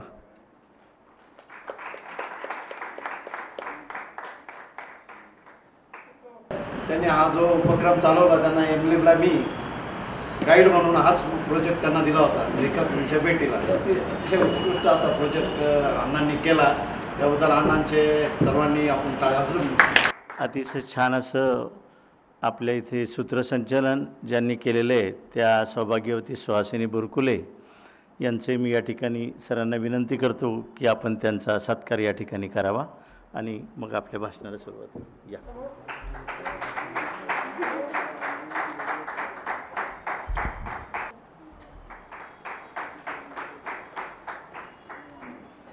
सताम सद्भिः संगः कथमपि पुण्येन भवति असं संस्कृतमध्ये एक वचन आहे. त्याचा मला अक्षरशः अनुभव इकडे आला आणि निरनिराळ्या क्षेत्रातल्या लोकांशी संपर्क आला आणि त्यांचं क्षेत्र आणि माझं क्षेत्र किती जवळचं आहे ह्याचा अंदाज आला. त्यामुळे आयोजकांचे मी आधी आभार मानतो. ज्योतिषवर्ष वसंतराव खैरनार आणि शंकराचार्य संकुलांनी हे व्याख्यान आयोजित केल्याबद्दल त्यांचे मनःपूर्वक आभार. बोलण्याच्या ओघात असं होतं की महत्त्वाचा हा जो आभारविधी असतो तो भारभूत होतो, तो होऊ नये म्हणून मी आधी सुरुवातीला सगळ्यांचे आभार मानतो. कारण माझी एकदा गाडी सुरू झाली की कमीत कमी 45 मिनटं मी बोलतो, कारण मास्तरची सवय 45 मिनटाचा एक तास असतो. पण मी असा प्रयत्न करीन की माझ्या भाषणाने कोणालाही कंटाळा येणार नाही आणि कोणीही जांभई देणार नाही किंवा इकडे तिकडे पाहणार नाही. याच्याकरता मी उभं राहून व्याख्यान देतो. कारण सगळ्यांच माझा आय कॉन्टॅक्ट असतो. कोण कुठे काय करतोय, कुठे बघतोय, मेंटली हिअर फिजिकली समवेअर असं का होतं आहे की काय, असं होणार नाही अशी तुम्हाला खात्री देऊन मी भाषणाला सुरुवात करतो. मी संस्कृत व्याकरणाचा जेव्हा अभ्यास करत होतो आणि मला जे पारितोषिक मिळालं ती देणारी व्यक्तीसुद्धा फार मोठी होती. त्यांचं नाव काशीनाथ शास्त्री अभ्यंकर, पुण्याचे. जोशी अभ्यंकर खून खटला तुम्हाला माहिती आहे. त्यांनी मला 69 साली प्राईज दिलं. 2001 साली मला जे कॅनडाचं प्राईज मिळालं रामकृष्ण अवॉर्ड, तो महाराष्ट्रातला तो मान मिळवणारा मी एकमेव मराठी माणूस आहे. तोपर्यंत का तर साऊथ इंडियात जायची का तर नॉर्थ इंडियात जायची, मध्य भारतात आलं नाही तो खिचून आणणारा पहिला मी. त्याला आता 20 वर्ष झाली. दुसरं निरीक्षण माझं असं आहे की आमच्या लोकांनी आमच्याकडे कस्तुरी आहे पण आम्ही कस्तुरी मृगासकट दुनियाभर फिरतोय, आम्हाला आमचा सुगंध कुठे कळत नाही आहे अशी बहुतेक सगळ्या संस्कृतच्या लोकांची ख्याती आहे. एकाचा उल्लेख यांनी नामाशिवाय केला ते तुम्हाला कळलं असेलच, मला माहिती आहे, ते सोडून द्या. आणि मी संस्कृतचा विद्यार्थी असूनही मी संस्कृतच्या लोकांवर टीका अशा करता करतो की संस्कृतमध्ये काही गोष्टी आहेत ज्या कोणाला तुम्ही बाहेर येऊच दिल्या नाहीत, कारण त्याचा तुम्हाला अभ्यास करायला लागतो. आणि आमच्याकडे साधारणतः अशी प्रवृत्ती आहे की एखादं पुस्तक लावलं की 10-15 वर्ष तेच चालवायचं, त्याच नोट्स सगळ्या विद्यार्थ्यांना द्यायच्या, आम्हीच पेपर काढायचे, आम्हीच नोट्स द्यायचे आणि आम्हीच तपासायचे आणि आम्हीच त्यांना बक्षिसं द्यायची. ह्या पारंपरिक पद्धतीच्या पलीकडे जाऊन मी जरासा रिबेलियस म्हणजे क्रांतिकारक संस्कृत आमची मास्तर म्हणायची he is a rebellious student. म्हटलं आज आम्ही डोक्याचा वापर करतो, देवाने दिले त्याचा वापर करा ना, नुसती कॉपी पेस्ट कशाला करताय. तर ह्या भावनेतून मी असा विचार केला की आपण कुठलं तरी असं क्षेत्र निवडावं जिकडे कुठलाही संस्कृत अजून पोचलेला म्हणजे त्याच्या डोक्यातच नाही आहे, स्वप्नात सुद्धा विचार आलेला नाही. म्हणून मी 1977 पासून गेम्स इन संस्कृत लिटरेचर म्हणजे संस्कृत वाङ्मयातील क्रीडा प्रकार. आता आमच्याकडे एक फार मोठा गैरसमज आहे की संस्कृतचा माणूस हा अगदी गंभीर प्रकृतीचा असावा, त्याने मोठ्याने हसू नये, नुसतं स्मित करावं. पण आम्ही असं विसरतो की आमचा शंकर तो अट्टाच करतो. मग शंकर तुमचा कसा होतो देव, इष्टदेव, तो जोराजोराने हसतो, मग तुम्ही का नुसते स्मित करता? कारण आमच्या मनात विनोदाची भावना नाही. आणि जेव्हा तुमच्या मनात तुमचं मन विनोद करू शकत नसेल किंवा केलेला विनोद समजू शकत नसेल, मग शेवटी दुर्दैवाने म्हणायची वेळ येते, शिरसी मालिख मालिख मालिख, म्हणजे अरसिकेशु कवित्व निवेदन. देवा मला कुठलंही मला तू काही मला पंतप्रधान बनव, मला शिव्या दे, पण ज्याला अक्कल नाही अशा माणसाला काव्य समजून सांगण्याचं मोठं दुष्कर कर्म माझ्या माती देऊ नकोस. आणि हा सगळा विचार करून आम्हाला ज्ञानापासून आमच्या मास्तरांनी वंचित ठेवलं. तिथे जाऊन अभ्यास करावा अशी मला स्फूर्ती झाली. आणि आम्ही म्हणतो आर्किओलॉजिस्ट लोक कसं करतात, जमिनीत खोदून काढतात सगळं, अनअर्थ म्हणजे अर्थ मला ते वरती काढतात. तसं अलिखित वाङ्मय ज्याला आपण हस्तलिखित म्हणतो, हाताने लिहिलं, त्याच्यावर गेली 46 वर्ष काम करतो आहे. आणि मी जे काम केलेलं आहे ते कुठल्याही पुस्तकात तुम्हाला मिळणार नाही, कारण ही फर्स्ट हँड इन्फॉर्मेशन आहे, माझ्या अनुभवावर आधारलेलं ज्ञान आहे. भारतातली अशी एकही रिसर्च इन्स्टिट्यूट नाही, संशोधन संस्था नाही जिकडे मी गेलेलो नाही आणि माझ्या स्वतःच्या नोट्स काढलेल्या नाही. त्यामुळे मी जे बोलतो आहे ते माझ्या अनुभवाचे बोल आहेत. मला तुकाराम म्हणतात तर अनुभवाचे बोल हेच खरं फळ आहे. ते आता काय फळ मला मिळालं गेल्या 46 वर्षात त्याचा थोडक्यात मी आढावा मांडणार आहे. आणि दुसरं मला सांगायचं असं, आपल्या मराठी लोक सगळेच भारतीय आपण विद्येची पूजा करत नाही, आपण विद्येला फक्त पूज्य मानतो आणि विद्या मला त्याहून मोठं पूज्य. पण परदेशी लोक असतात त्यांना आपल्या विद्येची जाण आहे आणि त्यांचा फार घेण्यासारखा गुण आहे की तुम्ही जर काम करत असाल तर एकाही पैशाची अपेक्षा न करता ते तुम्हाला मदत करतात. आणि परदेशी लोकांनी मला जेवढं सहाय्य केले तेवढ्या कुठल्याही भारतीय माणसांनी केलेलं नाही. कारण आम्ही काय बघणार, हा या क्षेत्रातला आहे, तो त्या जाती. आमच्याकडे ज्ञातीवाद आहे, म्हणजे जातीवाद म्हणत नाही कारण जाती शब्दच वाईट आहे, की हा मराठी, हा गुजराती आहे, तू तिकडे जाईल, हा इकडे जाईल. ते लोक म्हणतात we look to your work, we don't bother whether you come from Maharashtra, Gujarat etcetera. ती ही जी वृत्ती आहे अभ्यासू वृत्ती आणि अभ्यास करणाऱ्या माणसाला मदत करण्याची वृत्ती, ती आपल्या लोकात फारच कमी आहे. 2-4% आहेत पण ते तेवढेच. आणि त्यांच्याकडे 90% लोक असतील. आणि माझा स्वतःचा वैयक्तिक हा अनुभव आहे की एखादं आता आमच्याकडे बुड्रुक नावाच्या का जर्मन बाईंनी रामरक्षर पुस्तक लिहिलं आहे. किती लोकांना माहिती आहे? रामरक्षर पुस्तक जर्मन बाईंनी लिहिलेलं आहे 20-25 वर्षापूर्वी. मला कळल्याबरोबर आमच्या एका मित्राला, मी अमेरिकेला, त्याचं नाव डॉक्टर जॉर्ज कार्दोना, आणि जॉर्ज कार्दोनाने संस्कृत व्याकरण एवढं काम केलं आहे भारतातल्या कोणी केलेलं नाही आहे, इतकं त्याने काम केलं आहे. त्याला म्हटलं असं असं आहे, म्हणजे Siddharth don't worry you will get the Xerox within 10 days. आणि मला झेरॉक्स मिळाली, तीसुद्धा एक पैसा न वापरता. मी म्हणते मी नेहमी मोफतला आला आहे, मी कोणाकडनं पैसे घेत नाही, कोणाला पैसे देत, बँक घेऊन जा. संजीव कपूर बडोद्याला भेटायला आला, किंवा वाकुळकर कोण आहे ज्यांनी पगारशास्त्रावर काम कसं केलं, विषय माझा. म्हटलं ये, त्याला सगळं साहित्य दिलं मी. आमच्या जे पोथ्या होत्या सगळ्या पोथ्यांचे झेरॉक्स आम्ही त्याला दिल्या. त्याच्यात तो पुस्तकं लिहितो, सगळी पुस्तकांची कॉपी मला पाठवतो, सगळं करतो. त्याला म्हटलं फक्त नॉनव्हेज पुस्तकाचं मला काय प्रयत्न करू, आम्ही काही खात नाही, ते तुझ्याकडे ठेवून दे. बाकी त्याच्या सगळ्या पुस्तकांनी मराठी आणि इंग्लिश माझ्याकडे पुस्तकं आहेत. हे का आम्ही काय संस्कृतचे लोक बहुत आहे, म्हणजे काही अपवाद असतात. आम्ही संस्कृत एके संस्कृत घोड्याला लावलेली झापडं. मी संस्कृतमधल्या निरनिराळ्या क्षेत्रात काम केलं. असा एकही विषय नाही ज्याच्यावर मी काम केलं नाही. थोडंसं वेदात जरा सोडून दिलं. अलंकारशास्त्र व्याकरण तर माझा विषयच आहे. खेळांवर केलं ते कोणी घेतच नाही, कारण आम्ही खेळत नाही. आणि संस्कृतमध्ये खेळ असू शकतात आमच्या कल्पनेतच येत नाही, कारण आम्ही हसणार नाही. आम्हाला फक्त वेदपठण करायचं आणि जेवढं येतं आहे वेदांत व्याकरण वगैरे तेवढ्यावर आम्ही समृद्ध आहोत आणि तेवढंच आम्ही मास्तर शिकवणार. पण बाहेर जे काय जग आहे संस्कृतमध्ये ते आम्हाला माहिती नाही. ते उजेडात आणायचं काम मी केलं. त्यामुळे एवढा सगळा सांभार आज मला भेटायला मिळाला. आणि नाशिकबद्दल मला प्रेम असा करताय की नाशिकमध्ये 1835च्या सुमारास अच्युतराव मोडक नावाचे फार मोठे विद्वान होऊन गेले. बहुतेक कोणी नाव ऐकलं नसेल. निदान त्यांची समाधी तरी कपालेश्वर मंदिराच्या समोर गोदावरी किनारी त्यांची समाधी आहे. ती जाऊन बघा. कृष्णाजी विनायक वझे GK ब्रदर्सना विचारलं मी, त्याला 25-30 वर्ष झाली. म्हणजे आम्हाला माहितीच नाही काय ते. त्यांचा नातू म्हणजे मी त्यांचा नातू. त्यांना पुस्तकाचं माहिती नव्हतं. मी शोधून काढले हे लेख. त्यामुळे माझी इच्छा अशी होती की नाशिकच्या लोकांनी हे लेख छापावेत.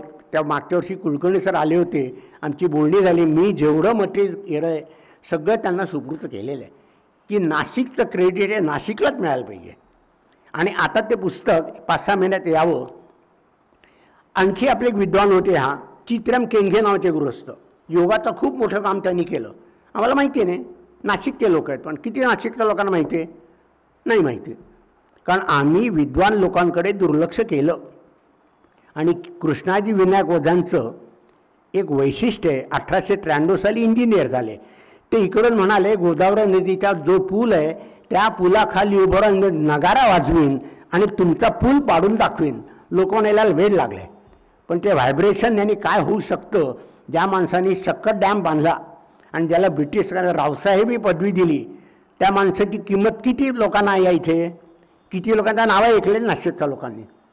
म्हणून नाशिकला माझं येणं महत्त्वाचं होतं की त्यानिमित्ताने हे जे संस्कृतमधलं, आणि त्यांनी सगळे लेख त्यावेळच्या लाहोरन प्रकाशित केलेत. आणि संस्कृतमधली सकाळी त्या व्याख्यानात 2 का 3 माणसं ज्यांना माहिती आहे त्यांचे लेख कुठे आहेत. त्यातलं एक मी, एक तिथे पंजाब तमारस जो पूर्वी लाहोरला होता, त्यामुळे त्यांनी नाव ऐकलेलं आहे. ते सगळे पेपर मी झेरॉक्स करून यांच्या ताब्यात दिलेले आहेत. आता पुढचं कार्य हे करणार. आणि त्यामुळे असे जे विविध विषय आहेत ज्याला साधारणपणे संस्कृतचे लोक हात लावत नाहीत, तिकडे मी अभ्यासाला हात घातला. आणि सगळ्यात महत्त्वाचं म्हणजे गेम्स इन संस्कृत हा जो विषय माझा होता, त्यामुळे परदेशी लोक आपल्याकडे आकृष्ट झाले.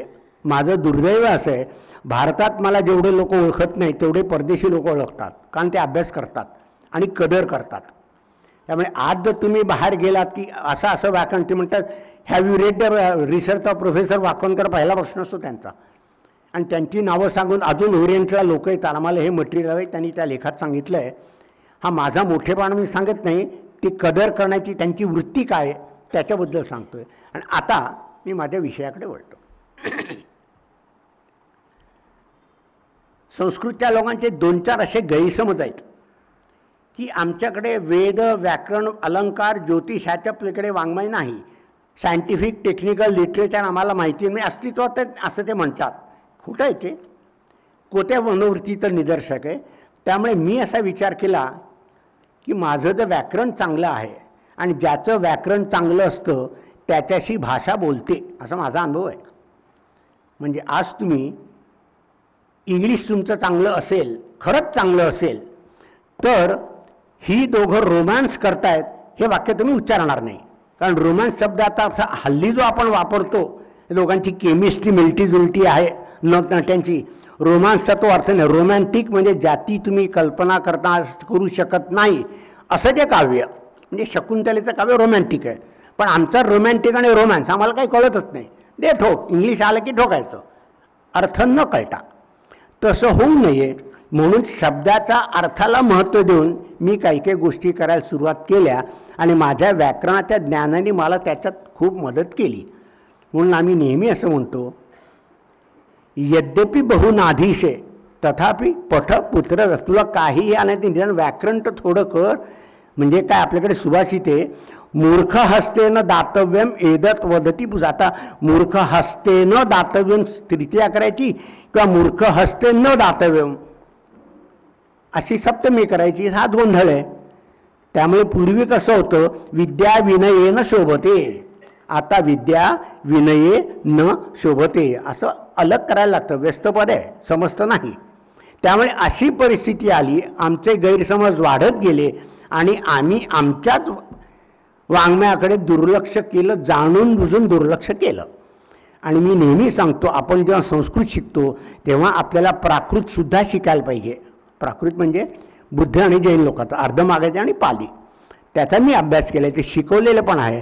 त्यामुळे जेवढ्या तुम्हाला जास्ती भाषा येतात तेवढ्या त्या भाषातलं वाङ्मय तुम्हाला उपलब्ध होतं आणि तुमचं व्यक्तिमत्व विकसित होतं. की फक्त संस्कृत पुरतं नाही, आम्हाला प्राकृत पण येतं. मी MA करत असताना 50 वर्षापूर्वी संस्कृत, मराठी, हिंदी, इंग्लिश, गुजराती, अपभ्रंश, बंगाली एवढी 7 भाषातली पुस्तकं वाचलेली आहेत MA करत असताना. 69. आता यातले किती आपल्या मराठी माणसाला मराठी शुद्ध बोलता येत नाही, बोलताच येत नाही, शुद्ध कसलं. मी वॉकला जाते आणि मी टॉक करते की फ्रूट्स आणायला जाते, एकही वाक्य शुद्ध कुठलंही नाही, सगळी खिचडी. कारण काय, आम्ही भाषेकडे दुर्लक्ष केलं. आणि कसं केलं की आमचा मुलगा इंग्लिश मिडियममध्ये शिकतो म्हणजे आमची कॉलर टाईट, पण आमची का भाषा शिकायची नाही. माझं संबंध शिक्षण मराठीत झालेलं आहे, पण माझ्या इंग्लिशवरनं तुम्हाला ते कळणार नाही की मी मराठीतनं शिकलेलं आहे. कारण कॉलेजमधलं शिक्षण आम्हाला इंग्लिशच होतं. पहिले 6 महिने तर असेच डुलक्या यायच्या की काय कळतच नाही इंग्लिश काय बोलायचं. पण हळूहळू सवय झाली. पण ती सवय करायला लागते. आणि असे तुमच्या डोक्यावर ज्या प्रहार व्हायला लागले, इंग्लिश येत नाही म्हणजे काय, शिकायला पाहिजे, ही जी जिद्द निर्माण होते. आणि आम्हाला सगळे, मी रामनारायण रुईया कॉलेजचा विद्यार्थी, त्याचं वैशिष्ट्य काय, भटाचं कॉलेज, एकही माणूस मराठी बोलणार नाही. Meet me after the class, हे त्यांचं वाक्य ठरलं. याचा अर्थ काय, क्लासनंतर. मग तेव्हा ते मराठी सांगायचे. ते म्हणायचे, तुम्ही जर इंग्लिशमध्ये विचार केला नाहीत, इंग्लिश समजलं नाही, तुम्ही इंग्लिशमध्ये व्यक्त कसं करणार. ती जे आम्हाला शिकवण दिली ती अजूनही चालू आहे. आणि म्हणून आम्ही जेव्हा एका भाषेचा अभ्यास करतो तर भाषेपुरता मर्यादित नसतो, त्या विषयात आम्ही डुंबून जातो. आणि ते डुंबल्यामुळे काय ज्ञान प्राप्त झालं आहे, ज्ञानकण म्हणेन मी, ते आता तुमच्या पुढे मी मांडणार आहे. 1977 साली रुडॉल्फ फॉन लायडेन नावाचे एक जर्मन गृहस्थ बोर्ड द्यायला आले होते. आणि त्यांनी काम केलं होतं गंजिफा. गंजिफा माहिती आहे ना, पत्ते, खेळायचे पत्ते. आता गंजिफा खेळ भारताचा, हा माणूस कोण काम करणार. त्याच्या व्याख्यानाला मी गेलो होतो. सगळं त्याला काही संस्कृत रेफरन्सेस हवे ते त्याला मी दिले. मग मला तर ऑफिसमध्ये भेटायला आला. सगळं व्यवस्थित झालं. आणि भारतातल्या ज्या हस्तलिखित पोथ्या होत्या त्या मला मिळाल्या नाहीत, कारण मी काळा, तो गोऱ्या खातडीचा, त्याला सगळं मिळालं. त्यांनी व्हिएन्नाहून मला सगळं झेरॉक्स पाठवलं. ही आमची गोरा माणसांच्या बद्दलची प्रवृत्ती. तनसे आजाद हुए मनसे गईना गुलामी, हे खरं. त्यामुळे माझे सगळे जे परदेशी मित्र आहेत त्या सगळ्यांकडनं मी पोथ्यांच्या झेरॉक्स मिळवण्याचं सत्कार्य केलं. आणि ते सुद्धा मफतलाल, काही यायचं नाही, तुम्ही माझ्याकडे शिका, मी तुम्हाला शिकवतो, हे सगळं झालं. हे मैत्रीचे कारक आहेत. आणि तुम्ही जर कार्यालयीन स्वरूपाचं पत्र म्हणजे ऑफिशियल लेटर लिहिलं तर तुम्हाला मॅन्युस्क्रिप्ट नॉट अवेलेबल असं उत्तर येतं. कारण एकदा तुम्ही उत्तर दिलं की पुन्हा विचारणार. पण तुमच्या मित्र म्हणजे पर्सनल टचची तुमची कामं होतात. असे मी केम्ब्रिज आणि ह्याच्यातनं पुस्तकांचे झेरॉक्स मिळवले आहेत, ऑक्सफोर्ड युनिव्हर्सिटी. कारण हा जो विषय आहे तो इतका महत्त्वाचा आहे, ज्याला आपण म्हणतो सोशियल ओरिएंटेशन. म्हणजे समाजामध्ये खेळ आपण खेळत होतो की नाही, मग संस्कृतीमध्ये खेळ कसे नसतील आम्ही कधी विचार केला का, नाही केला. त्यामुळे आम्ही त्या विचारात कधी गेलो नाही. त्यामुळे त्या दृष्टीने आम्ही अभ्यास केला नाही. आणि एवढी मला एकच संधी देवाने दिली की हे या विषयावरचं कार्य माझ्याकडनं करून घेण्याकरता त्यांनी मला निमित्त मात्र केलं. आणि म्हणून आज मी तुमच्यापुढे उभा आहे. मी 1997 15 ऑगस्ट जेव्हा आपण 50 वर्ष स्वातंत्र्याची साजरी करत होतो तेव्हा मी जर्मनीमध्ये महाराष्ट्रीयन ट्रॅडिशन ऑफ चेस या विषयावर व्याख्यान देतो. म्हणजे आपल्या बुद्धिबळाची महाराष्ट्राला वेगळी परंपरा आहे, आम्हाला कोणालाही माहीत नाही. संस्कृतीचे ग्रंथ आहेत, आमचे लोक वाचतच नाहीत. पूर्वी आमचा एक विद्यार्थी प्रवीण ठिपसे हा मराठी माणूस होता, मुलगा, तो चॅम्पियन झाला. जयश्री खाडीलकर म्हणजे निळूभाऊंच्या मुली त्या झाल्या. आता बुद्धिबळात कोण मराठी म्हणून सांगा मला, सगळे साऊथवालेत. आम्ही का मागे पडलो, कारण आम्ही आमचंच बघत नाही आहोत. आपल्याकडे संस्कृतमध्ये चतुरंग विलास मणी मंजिरी नावाचा ग्रंथ आहे. हा ग्रंथ लिहिला आहे बुद्धिबळावर तिरुवेंकटाचार्य नावाच्या एका साऊथ इंडियन म्हणजे तेलुगू माणसाने ग्रंथ आहे मराठीत, आणि त्याचं काय टीका जी आहे ती त्याने ग्रंथ संस्कृत टीका मराठीत आहे, कारण सामान्य माणसाला कळायला पाहिजे. म्हणजे तो सुद्धा त्याने विचार केला होता, पण आम्ही तो विचार केला कारण ह्याच्याकडे वळायचं कशाला. काव्यशास्त्र अलंकार वेदांत संपलं आपलं, इति कर्तव्यता जीवनाची, ते आम्ही बाजूला ठेवून हे केलं. आणि आता त्याच्याबद्दल मी तुम्हाला काही गमती सांगणार आहे. आता मी ज्या 3 खेळांबद्दल तुम्हाला सांगणार आहे त्यातला पहिला खेळ आहे बुद्धिबळ, ज्याला आपण बुद्धिबळ म्हणतो. ते त्याचं परिणत स्वरूप आहे. त्याचं पूर्वीचं स्वरूप आहे चतुरंग. त्याच्यानंतर आपण येणार आहोत गंजीफा म्हणजे पत्ते, आणि त्याच्यानंतर आपण शेवटी येणार अगदी अलीकडचा खेळ म्हणजे ज्याला आपण लहान मुलं म्हणतात सापशिडी.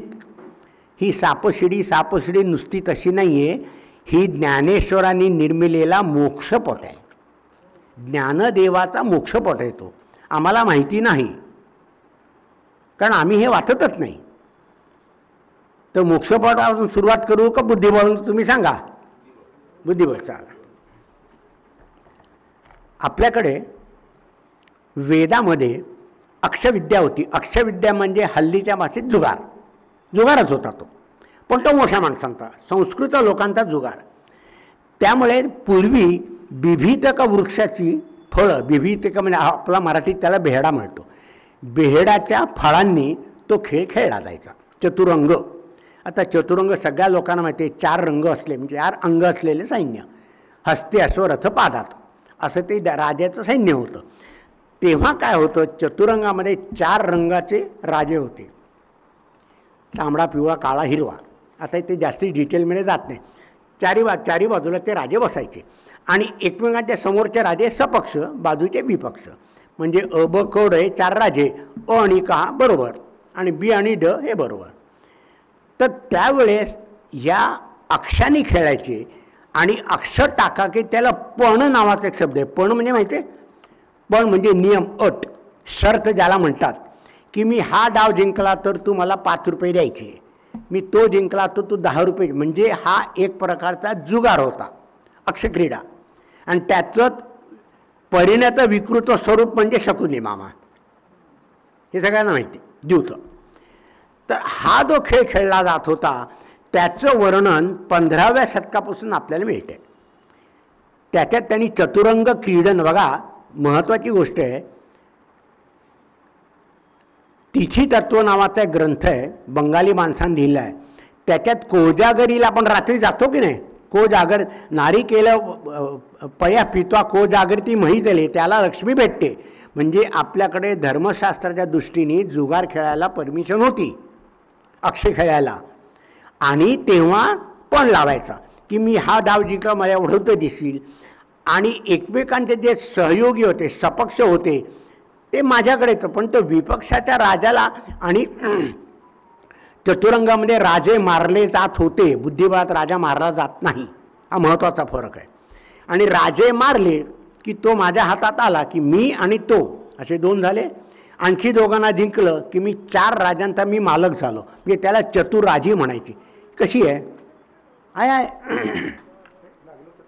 हां, म्हणजे 4 चतुर्नाम राज्ञाम समाहार हा चतुराजी, पंचानाम वटानाम समाहारा पंचवटी. तुमच्याकडे पंचवटी आहे म्हणजे तिकडे 5 वड होते एकेकाळी, त्याचा समाहार.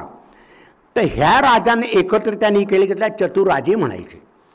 आता आपल्याकडे नव्या बुद्धिबळात आपण असं समजतो की प्यादं जे आहे ते पुढच्या रांगेत जर शेवटच्या रांगेत गेलं तर ज्या रांगेच्या ज्या चौकोनात जातो तो चौकोन, तो म्हणजे तो राजाच्या वजीराच्या चौकोनात गेला तर प्याद्याचा वजीर होतो. त्याला नाव होतं षटपद, म्हणजे 6 पावलं पुढे जायची त्या प्यादानी. 6वं पाऊल गेलं, हत्तीच्या घरात गेले तो हत्ती होणार, जिवंत होणार. रिवायवल ऑफ पीस हल्ली म्हणतात त्याला इंग्लिशमध्ये. त्याच्यानंतर महाराष्ट्रात अशी परंपरा होती की राजाला शह लागायच्या आधी ते एकमेकांना राजा आणि हत्ती जागा बदलायचे, ज्याला आपण कॅसलिंग म्हणतो हल्लीच्या.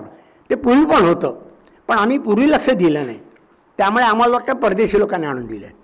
आणि हे जे चतुरंगाचं हे होतं, हळूहळू काय झालं, धर्मशास्त्रांनी अक्षय ही मा दिव्य, म्हणजे अक्षाने तू खेळू नकोस. कारण ऋग्वेदामध्ये अक्षसूक्त आहे, म्हणजे जुगाराचं सूक्त आहे. आम्ही ऋग्वेदात काय शिकवू? साधारणतः संस्कृतचे लोक ऋग्वेदातलं काय शिकवतात? इंद्राची सूक्त शिकवा, वरुणाची शिकवा, अग्नीची शिकवा, उषेची शिकवा. अरे पण म्हणजे आम्ही सगळं रिलिजियस शिकवतो. प्रोफेन म्हणजे काय धर्माव्यतिरिक्त आम्ही वाङ्मय शिकवत नाही, आणि सगळं तेच तर महत्त्वाचं आहे. भिक्षू सूक्त आहे, भिक्षू सूक्त म्हणजे भिकाराचं सूक्त. त्यात तो असं म्हणतोय, केवल आदो भवती केवल आधी, म्हणजे जो माणूस स्वतः एकटा खातो तो पाप खातो. हेच तुम्हाला भगवद्गीतेने सांगितलं आहे. परंपरा तीच आहे ना, आम्ही नाही केली. म्हणून त्या भिक्षू सूक्ताचं आहे, अक्षर सूक्ताचं महत्त्व आहे. आपल्याकडे मंडूक सूक्त आहे, जे पहिला विनोद मंडूक सूक्तात आहे. कारण 8 महिन्यानंतर जेव्हा पावसाळा सुरू होतो तेव्हा बेडूक डराव करायला लागतात. तेव्हा तो वशिष्ठ असं म्हणतोय, संवत्सरम शशयानः ब्राह्मणा व्रतचारिणः मंडूका इव अवोचंत वाचम पर्जन्य जिन्विताम मंडूका इव उपलत. म्हणजे पाऊस आला की जसा बेडूक येतो, बेडूक डराडावर तेव्हाच करतो ना, तसे हे पुरोहित लोक सारखं पठण करत असतात. पुढचं मी बोलत नाही, मला कोणाचा अपमान करायचा नाही. म्हणजे आपण पठण परंपरा चालू ठेवली, पण त्यातला गाभा आपण विसरलो. आणि तो कुठे विसरलो ते सांगण्याकरता आमच्यासारखे पामर देवाने जन्माला घातले. तर तो जो खेळ होता, चतुरंग हा जो खेळ होता, त्याचे काही नियम होते. त्या नियमात असं होतं, राजा मारला जायचा, पण होता म्हणजे जुगार आला की तुम्ही लबाडी करणार, ज्याला आपण कैतव म्हणतो, कपट म्हणतो, छल म्हणतो, जे आपल्याला शकुनी मामात दिसतं. ते सगळं आल्यामुळे शेवटी धर्मशास्त्र म्हणाल तुम्ही जुगार खेळायचा नाही. मग आता जुगार खेळायचा नाही, मग करायचं काय? तर मग त्याच्यात परिवर्तन झाली. आपल्याकडे मुसलमान लोक आले. मुसलमान वजीर हे आपल्याकडे मुसलमानाने दिलेले, आपल्याकडे वजीर नव्हताच. वजीर कुठनं आला? आणि मग कालांतराने इतर लोकांच्या संपर्कात आल्यामुळे आपण काही नियम बदलत गेलो. जशी समाजधारणा, समाजाची विकसित अवस्था होते, समाज बदलत जातो, तशा काही पूर्वीच्या ज्या ज्ञाती होत्या, जाती शब्द मी वापरत आहे, फारच वाईट आहे आणि गैरसमज निर्माण करणार, त्या ज्ञाती होत्या, त्या काही ज्ञात्या तर लुप्तच झाल्या आहेत. म्हणजे गौतम धर्मसूत्रात जे सांगितलं, आपण म्हणतो मुळात चांडाळ मुलगा आहे. चांडाळ ही शिवी देतो आपण मुला, पण चांडाळाचा अर्थ आहे शूद्र पित्यापासून ब्राह्मण स्त्रीला झालेला मुलगा तो चांडाळ. म्हणजे आपल्या मुलं आपण चांडाळ कशाला म्हणतो? अर्थ न समजता म्हणतो, कारण आम्ही विसरलो सगळं धर्मशास्त्र. तर हे जे विसर पडायला लागले आणि जे परदेशी लोक आले त्यांच्या सहाय्याने आपण हा वजीर घेतला आणि मग आपल्याकडे सगळी मतं परिवर्तन व्हायला लागली. मग त्यांनी असा विचार केला की हा जो जुगाराचा खेळ होता, ते कौशल्य म्हणा, हातकी चलाखी म्हणा, कपट म्हणा, ते गेल्यानंतर राहिलं काय? तर फक्त बुद्धी. म्हणून त्याचं बुद्धिबळ झालं. कारण तुमचं पूर्वीचं जे प्यादी होती कशी हलायची? चतुष्केण वटी राजा. 4 दान पडलं तर वटी म्हणजे तुमचं प्यादा हलेल किंवा राजा हलेल. द्वितीयेनं चकुंदरा. 2 दान पडलं तर तुमचा हत्ती हलेल, पुढे जाईल. पण कालांतराने आपण जर 64 कळायला लागलो तर 8 घरांत आणखी तर दान पडत गेलं तर याच्या बाहेरच जाऊ ना आपण. आणि त्या परंपरा आपण विसरून मिक्स होत गेल्या. त्या द्यूताची सुद्धा आपल्याकडे परंपरा जी आहे, महाभारतलं द्यूत आहे, त्यात सुद्धा संमिश्रण झालेलं आहे. त्यामुळे आता ते एकत्र सगळं संस्कृत वाङ्मय मिळत नसल्यामुळे जे काय थोडंफार मिळालं त्याचा मी अभ्यास केला. तर ह्या अभ्यासावरून असं दिसून येतं की कालांतराने त्यांनी बुद्धिबळ हे परिणत स्वरूप झालं आहे. पूर्वीच्या काळी 4 राजे होते आणि त्यांचं ते सैन्य होतं.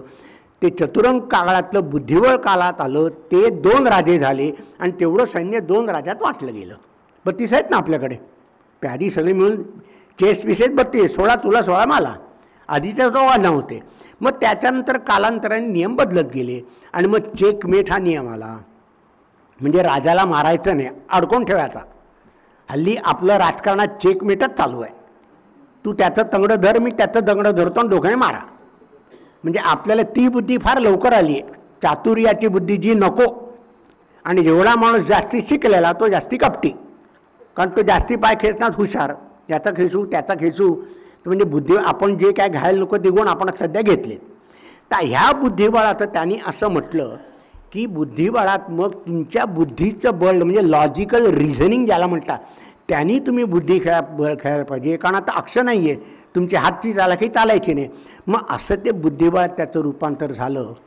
आणि पूर्वीचा जो उंट होता तो अजून उंट राहिला. पूर्वी त्याला नौका होती आणि त्याला बृहत नौका म्हणायचे. 4ही नौका एका बाजूला आल्या की मधल्यामध्ये राहायचं, पुढे जायला जागा नाही, ते पण टाकाल्या. तर असे बदलत बदलत जाऊन शेवटी आपल्याकडे हे बुद्धिबळ आलं. आता बुद्धिबळ आल्यानंतर 64 घरं आहेत आपल्याकडे. पण आपल्याकडे काही विद्वान होऊन गेले. त्यातला एक विद्वान म्हणजे तिरुवेंगडाचार्य. हा तेलुगू माणूस, हा बाजीराव पेशव्यांच्या बदरी पंडित होता. आणि सदाशिव मानकेश्वरांच्या तर्फे बाजीरावने त्याला सांगितलं, चातुरंग प्रधाना खेळ हा निर्मितव्या, म्हणजे त्या 4 अंगाचे राजे असतील अशा खेळाची तू निर्मिती करायची. यम राजसंघा शिखरे वयो, म्हणजे असा खेळ तू निर्माण कर की राजे लोक त्याला डोक्यात बसून नाचवतील. आणि त्यांनी 100 डाव असे निर्माण केले. त्याला त्यांनी नाव दिलं चतुरंग विलास मणी मंजिरी. चतुरंग हात ज्याचं विलास आहे त्याचं मणी आहे, त्याची मंजिरी म्हणजे वरती आंब्याची मोहर. आणि त्याच्यात त्यांनी संस्कृतमध्ये 100 डाव दिले आणि त्याची उत्तरं मराठीत दिली आहेत, कारण सामान्य माणसाला कळायला पाहिजे. आणि त्यात डाव कसे आहेत, 4 खेळीत मात करणारा, 2 खेळीत मात करणारा, 1 खेळीत असे डाव आहेत त्याच्यात. आणि त्यात त्याने एक महत्त्वाचं असं सांगितलं आहे की महाराष्ट्रामध्ये परंपरा अशी होती की बुद्धिबळाचा डाव सुरू करायच्या आधी तुम्ही राजाने डाव सुरू करू शकत होता. आणि गमनम अश्ववत भवेत, राजा घोड्यासारखा चालेल, मी 2.5 घरं जाईल, 1, 2, 2.5 किंवा 2.5. ही परंपरा भारतात काय जगात कुठे नाही, फक्त महाराष्ट्रात आहे. हे मी का तुम्हाला सांगतोय, त्याला 3 कारणं. हा माणूस होता, हा तेलुगू होता, तिरुवेंगडाचार्य. दुसरे गृहस्थ होते ते होते व्यंकटराम हरिकृष्ण, म्हणजे कनोजचे गुजराती ब्राह्मण, पण ते राहायला आले औरंगाबादला, म्हणजे महाराष्ट्रात. त्यांनीसुद्धा याचा उल्लेख केला आहे, गमनम अश्ववत भवेत. आणि तिसरा होता माणूस जो कोल्हापूरचा, कोल्हापूरचे कोणी असतील त्यांना माहिती असेल, बिनखांबी गणपती मंदिर. कोणाचं माहिती आहे बिनखांबी गणपती मंदिर? कोण मालक, कोण? तेच तर महत्त्वाचं आहे. मालक त्यांचे जोशीराव, आता त्यांना जोशीराव म्हणतात, पूर्वी ज्योतिर्विद म्हणायचे. कारण हे जे दाजीर ज्योतिर्विद आहे त्यांनी एक ग्रंथ लिहिला आहे, त्याचं नाव चेतो विनोदन काव्य, म्हणजे तुमच्या मनाचं विनोदन करणारं काव्य. चुकीचं नाव आहे, कारण प्रत्येक श्लोकात असा एक शब्द टाकला की तुम्हाला डिक्शनरी बघायलाच लागते. त्यात त्यांनी वर्णन केले, त्यांच्या वडिलांचं श्राद्ध करण्याकरता कोल्हापूरहून ते वाराणसीला गेले. आणि त्या वाराणसीला यात्रिक काय करतात, टाइमपास काय करतात, आपण म्हणतो ना टाइमपास म्हणून टी व्ही बघतो. त्यांनी वर्णन केले, यात्रिक जाताना रस्त्यात खेळ खेळतात. कुठले खेळ खेळतात, तर बुद्धिबळ खेळतात, द्यूत खेळतात आणि पत्रक्रीडा म्हणजे प्लेईंग कार्ड्स खेळतात. आणि त्याच्यात त्यांनी वर्णन केलं आहे, आज मी सकाळी सांगितलं, 1825 सालचं वर्णन आहे. त्यात ते म्हणतात की यात्रिक जेव्हा मंदिरात प्रवेश करून देवाचं दर्शन घ्यायला जातात तेव्हा त्यांचं लक्ष देवापेक्षा त्यांची चपला कोणी चोरून घेऊन जात त्याने ह्याकडे जास्त असतं. ही अजूनही ती चपला चोरण्याची प्रवृत्ती अजूनही आपल्याकडे आहे, 200 वर्ष तरी जुनी आहे ती, कारण त्याच्यात त्यांनी ते नोंदवलेलं आहे. आणि त्यांनी सगळं जाताना प्रवास दिला आहे. दक्षिणे अष्टकोशन म्हणजे 8 कोश उत्तरे दक्षिणेकडे गेलं तर हे मंदिर येईल, हा पर्वत येईल, ही नदी येईल, हे देव येईल, असं करत करत तो वाराणसीला पोचला. आणि कसा पोचला तर टाइमपास काय, तर खेळ खेळत ते जात होते. आता आपण वारकरी वारी करता जातो ना, तसे हे वारकरी काय करत होते, असे खेळ खेळत ते जात होते. म्हणजे पूर्वी सगळ्या माणसांना खेळ येत होते, आम्हाला माहिती नाही. आणि हे जे वर्णन त्यांनी केलं आहे त्याच्यानंतर तो परत येताना सबंध त्यांनी ते पुस्तक लिहिलं. त्याच्या 2 प्रती, ज्या आपण हस्तलिखित म्हणतो. एक प्रत आहे कलकत्त्याला आणि दुसरी आहे बडोद्याला. आमच्याकडे जी बडोद्याची प्रत आहे ती त्या जोशीरावांच्या घराण्यातनं आली आहे, पण त्यांनाच माहीत नाही आहे. आणि त्या प्रतीमध्ये सगळे 450 श्लोकांचे गेमचं वर्णन आहे, अथ क्रीडा वर्णनम. म्हणजे हे इथनं मी सुरुवात केली. 81 साली माझा पहिला लेख छापला गेला आहे, Sanskrit words on the game of chess. मग त्याच्यात 2 वर्षांनी Sanskrit on game of Ganjifa. ते संस्कृतमध्ये सगळे लोक हालायला लागले, कुठलं काढताय तुम्ही. Doctor R.N. दांडेकर पुण्याचे फार मोठे विद्वान, मला आदर आहे, ते मला म्हणाले वाकणकर कशाला वेळ फुकट घालवताय, पी.के. गोडांना मिळाले, तुम्हाला काय मिळणार आहे का? अहो म्हटलं दांडेकर सर त्यांची दृष्टी वेगळी होती, माझी दृष्टी वेगळी आहे, ते मोठे होते. आज मी सकाळी व्याख्यानात सांगितलं प्रत्येक माणसाला डोळे असतात पण एखाद्याच दृष्टी असते, ती दृष्टी मला होती. 85 साल मी दुसरा लेखल्या तेव्हा ते म्हणाले हो हा विषय होऊ शकतो रिसर्च, आणि हा रिसर्च मी भारतातल्या कुठल्या युनिव्हर्सिटीला पाठवला नाही, मला डिग्री नकोच होती, पण मला परदेशी लोकांचं रिकग्निशन आहे ते महत्त्वाचं आहे. आणि आम्ही काम केलं ते आता मला म्हणजे 30 वर्षात तुम्ही काम केले, आता ते वेग घेत आहे तिकडे, ते पुढे येतोच मी त्याच्याकडे. आता हे बुद्धिबळाचं झाल्यानंतर बुद्धिबळ किती ग्रंथ रचले गेले, महाराष्ट्रात सगळ्यात जास्ती रचलेत. चतुरंग विलासमणी मंदिर महाराष्ट्रात जास्ती मिळतं, चेतो विलोडन काव्यात आहे. नंतर एक क्रीडा कौशल्य नावाचा ग्रंथ आहे, फक्त क्रीडांचं वर्णन करणारा ग्रंथ आहे, व्यंकटराव हरिकृष्ण संबंध एकमेव संस्कृत पुस्तक ज्यात क्रीडा खेळून दाखवलेल्या आहेत, सापशिडी आहे, वाघ बकरी सगळं आहे, द्यूत आहे.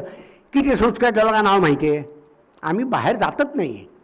आणि एक मला आणखी महत्त्वाचं म्हणजे या चौर्यशास्त्रावरचं पुस्तक मिळालं. आता संस्कृतमध्ये चौर्यशास्त्र असू शकतं, आम्ही एवढे चोर आहोत. आम्ही कुठल्याही विद्येला शास्त्र बनवलेलं आहे, आम्ही कामाला सुद्धा शास्त्र बनवलं आहे. आम्ही नास्तिक लोकांनी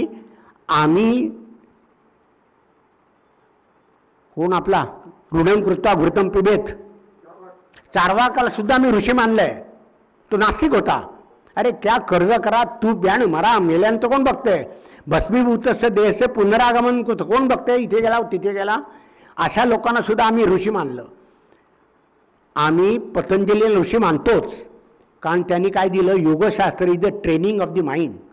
आज आपल्याकडे काय प्रॉब्लेम आहे, हरे रामा हरे कृष्णा योगाकृती माणसं इकडे येतात, समृद्ध आहेत, मला ती शांतता नाही जी आम्हाला आहे, पण आम्ही त्याच्याकडे बघत नाही. आम्ही काय म्हणतो खुर्शी योग आहे, हा पलंग योग आहे, हा ऑफिस योग आहे, तो रनिंग योग आहे, हा लाफिंग योग आहे. म्हणजे आपण हास्यास्पद केले सगळ्या आपल्या गोष्टी आणि ते सिरियसली काम करतायत, आपण त्यांचं ते घेत नाही. हा जो मी रिसर्च केला त्यात मला परदेशी लोकांनी खूप मदत केली, कारण बहुतेक सगळं मटेरियल आपलं परदेशी लोक घेऊन गेले. आम्ही दिलं का त्यांनी घेतलं का आम्ही विकलं हे सोडून द्या, गेलं हे गेलं. आणि तिकडनं मग आपल्याला कसं मिळवायचं ते आम्ही प्रयत्न केले, आणि ते फक्त आपल्या वैयक्तिक प्रयत्नावर अवलंबून असतं. आणि तुमचे जेवढे चांगले संबंध तेवढे तुमचे यश जास्ती. आणि मी असा एकमेव संस्कृत माणूस आहे की संस्कृत व्यतिरिक्त इतर क्षेत्रांशी सुद्धा माझा संबंध आहे. म्हणजे पाकशास्त्री मला भेटतात, आर्किओलॉजी भेटतात, सोशॉलॉजी भेटतात, सायकोलॉजिस्ट माझ्याकडे येतात. संजीव कपूरस्कार माणूससुद्धा बडोद्याला येतो पाकशास्त्र काय सांगायला विचारायला. म्हणजे ह्यामुळे निरनिराळ्या लोकांशी पंडित मैत्री सभेत संचार मनुजा चातुर्य येतसे फार. तसं किती चातुर्य आलं मला माहिती आहे, पण आलं आहे. आज तुमच्यापुढे बोलण्याची तेवढी मला शक्ती देवाने दिली आहे आणि तुम्ही ऐकून घेताय हे महत्त्वाचं आहे. त्यामुळे हा जो आम्ही रिसर्च केला की एकदम दुर्लक्षित विषय उजेडात आणणे, आणि याला मी इंग्लिशमध्ये काय म्हणतो, हल्ली इंग्लिशचं प्राबल्य आहे ना, social orientation of Sanskrit literature, किंवा संस्कृत वाङ्मयाचं सामाजिक अभिमुखत्व. आणखी कठीण की समाजात संस्कृतला का किंमत नाही, कारण आम्ही हा भाग समोर आणलाच नाही खेळांचा, आपल्याकडे पत्ते पण आहेत, सगळं आहे. हा जो बुद्धिबळाचा भाग आहे ह्याच्यावर इतकं कार्य झालं आहे. आणि हा जो तिरुवेंकटाचार्यांनी असल्यामुळे असंख्य विषमाबंधा, म्हणजे असे कठीणातले कठीण मी बंध तयार केलेले आहेत की सोडता सोडता बुद्धी जाईल तुमची. पण तुम्ही हे जे बंध केलेत, हे जर खेळलात तर तुम्ही विश्वविजयी व्हाल असा त्याचा दावा आहे. आणि त्यांनी सगळ्यात ग्रेटेस्ट मोठं त्याचं कॉन्ट्रिब्युशन म्हणजे त्यांनी महाविलास नावाचा एक खेळ निर्माण केला. महाविलास म्हणजे 100 कोष्टकांचं बुद्धिबळ, 120 महाविलास. आणि आम्हाला काय माहिती, 1912 साली क्युबाच्या कॅपेब्लांकाच्या नावाच्या माणसांनी ब्रायटर चेस निर्माण केला. 112 आमची 120 घरं होती, ते आम्हाला माहिती आहे ना, त्यामुळे ते डोक्यावर बसले, आमचंच आहे सगळं. जेव्हा हे सगळं बाहेर काढलं ते जर्मन लोक म्हणे हे कुठनं काढलं, तुम्ही म्हटलं आमच्या ग्रंथातनं काढले, हे तुमचा ग्रंथ घ्या, काय करायचं करा. कारण मी सगळं त्याने ते म्हटलं तुम्ही जे करा त्याच्यावर त्यांनी जर्मनचं पुस्तक लिहिली, ठीक आहे, चांगलं आहे, ज्ञानाचा प्रसार होतो आहे, हे महत्त्वाचं आहे. त्यामुळे बुद्धिबळाचं हे जे मी वाङ्मय बाहेर काढलं, अलिखित स्वरूपात असलेलं वाङ्मय बाहेर काढलं, त्यामुळे आता त्याच्यामध्ये खूप परिवर्तन व्हायला लागले आणि परदेशी लोकंसुद्धा मानतात की India is the origin of chess. त्याची तुम्हाला गंमत सांगतो. 97 साली मी गेला, तिकडे रेनाटे सईद नावाची बाई होती, संस्कृतची प्रोफेसर होती. तिचं एक व्याख्यान झालं माझ्या आधी, तिथं लंचच्या आधी, ते लंचनंतर माझं. आणि त्याच्यानंतर मी तिला काही प्रश्न विचारले, सगळे तिचे मुद्दे घेऊन तिचं म्हणणं असं होतं की बुद्धिबळ पहिला आला आणि मग चतुरंग, म्हणजे 2 माणसांचं बुद्धिबळ आधी, मग 4 माणसाचे चतुरंग झालं. ठीक आहे. मग मी तिला एक एक प्रश्न विचारला. म्हटलं तो पहिला उल्लेख केलास ऋग्वेदाचा. ऋग्वेदाचा काय काळ आहे? 3000 वर्षाचं. म्हणजे म्हटलं पहिला ऋग्वेदात चतुरंग म्हणजे ऋग्वेदात आहे, ते बिभीत एका वृक्षाचा फळ आहे, ते ऋग्वेदात आहे. मग तू चतुरंग नंतर झाला कुठल्या आधारावर करते?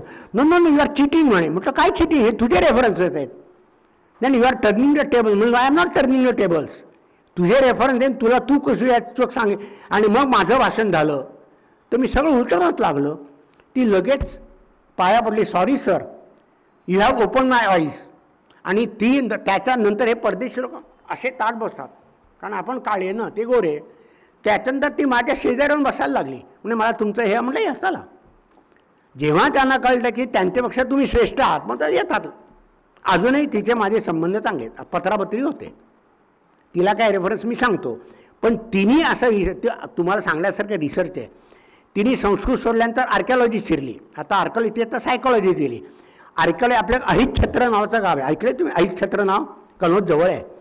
तिकडे तिला टेरॅकोटा चेस पीसेस मिळाले, म्हणजे भाजलेल्या मातीचे. ते कुठले होते? मौखरी वंश, म्हणजे 8व्या शतकातला, हर्षवर्धन वगैरे.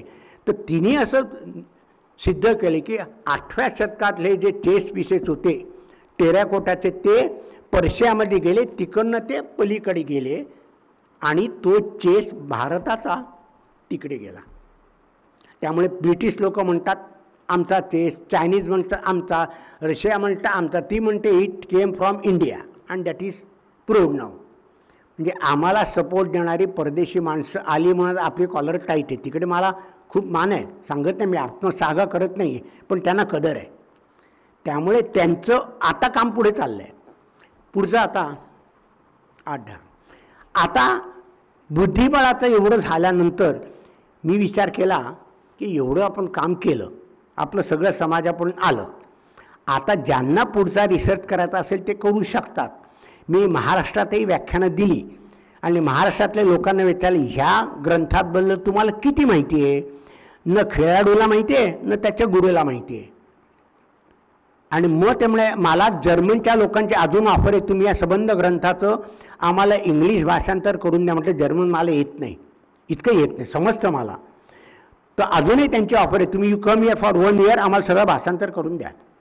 त्यांना एवढा त्याच्यात इंटरेस्ट पडला आहे, कारण त्यांना नव्याने त्याच्यात मॅथमॅटिक्स या दुसरे कॉम्बिनेशन वगैरे जे आहे ना, ते मॅथमॅटिक्सच्या दृष्टीने त्यांना इंटरेस्ट, आम्हाला काहीच नाही त्याच्यात. आणि म्हणून आता मराठी माणसं ते आता बघा, मी विचारलं कोणीही सांगावं, आता बुद्धिबळाच्या फील्डमध्ये किती मराठी विद्यार्थी सांगा. मी तुम्हाला प्रवीण ठिपसेचं नाव सांगा, आमचा मुंबईचा विद्यार्थी बालमोहनचा. अजय बरोबर होता, अजय कुलकर्णी बरोबर होता.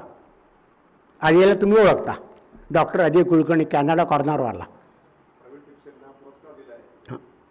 पण त्याच्यानंतर किती मराठी झाले?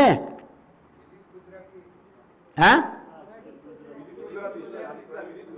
हां, आता आहे ना हे.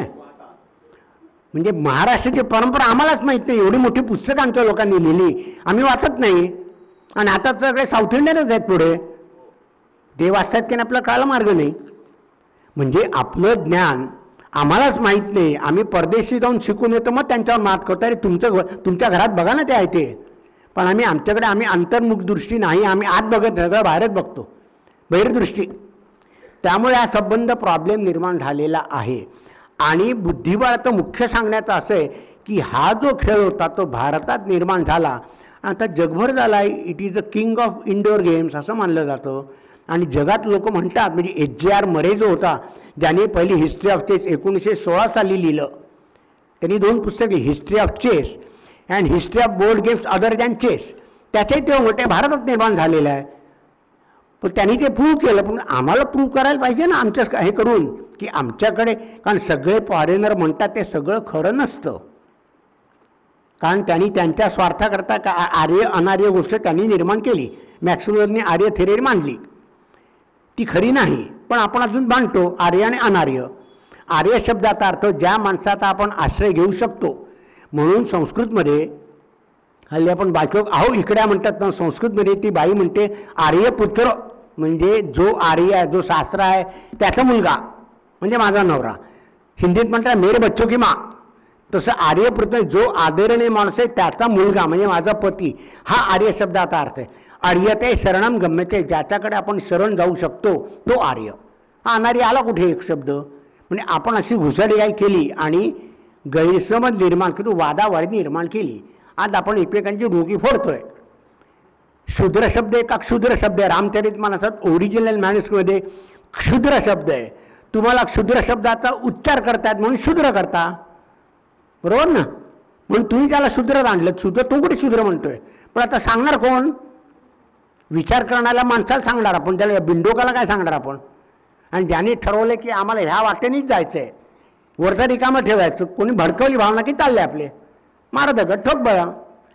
ही वृत्ती आमच्यात नाही, पूर्वी होती, आता वाढली.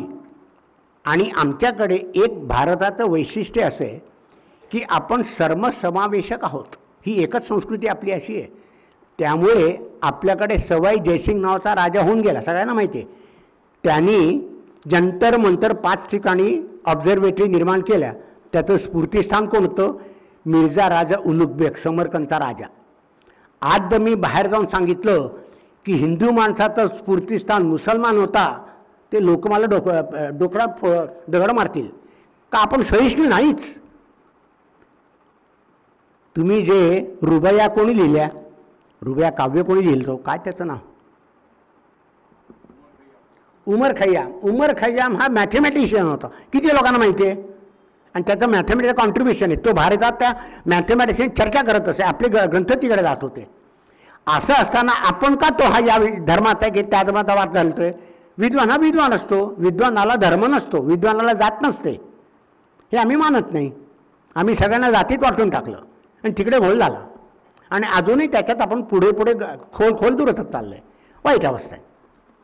आता बुद्धिबळानंतर आपण येऊया गंजीफा, म्हणजे पत्ते, खेळायचे पत्ते. आता गंजीफा हा शब्द आहे. गंज हा एक शब्द आहे, पर्शियन शब्द, आणि रशियनमध्ये तो गंज म्हणजे खजाना, खजिना ज्याला म्हणतो तो. आणि ज्याच्यात खजिना आहे असा हा खेळ.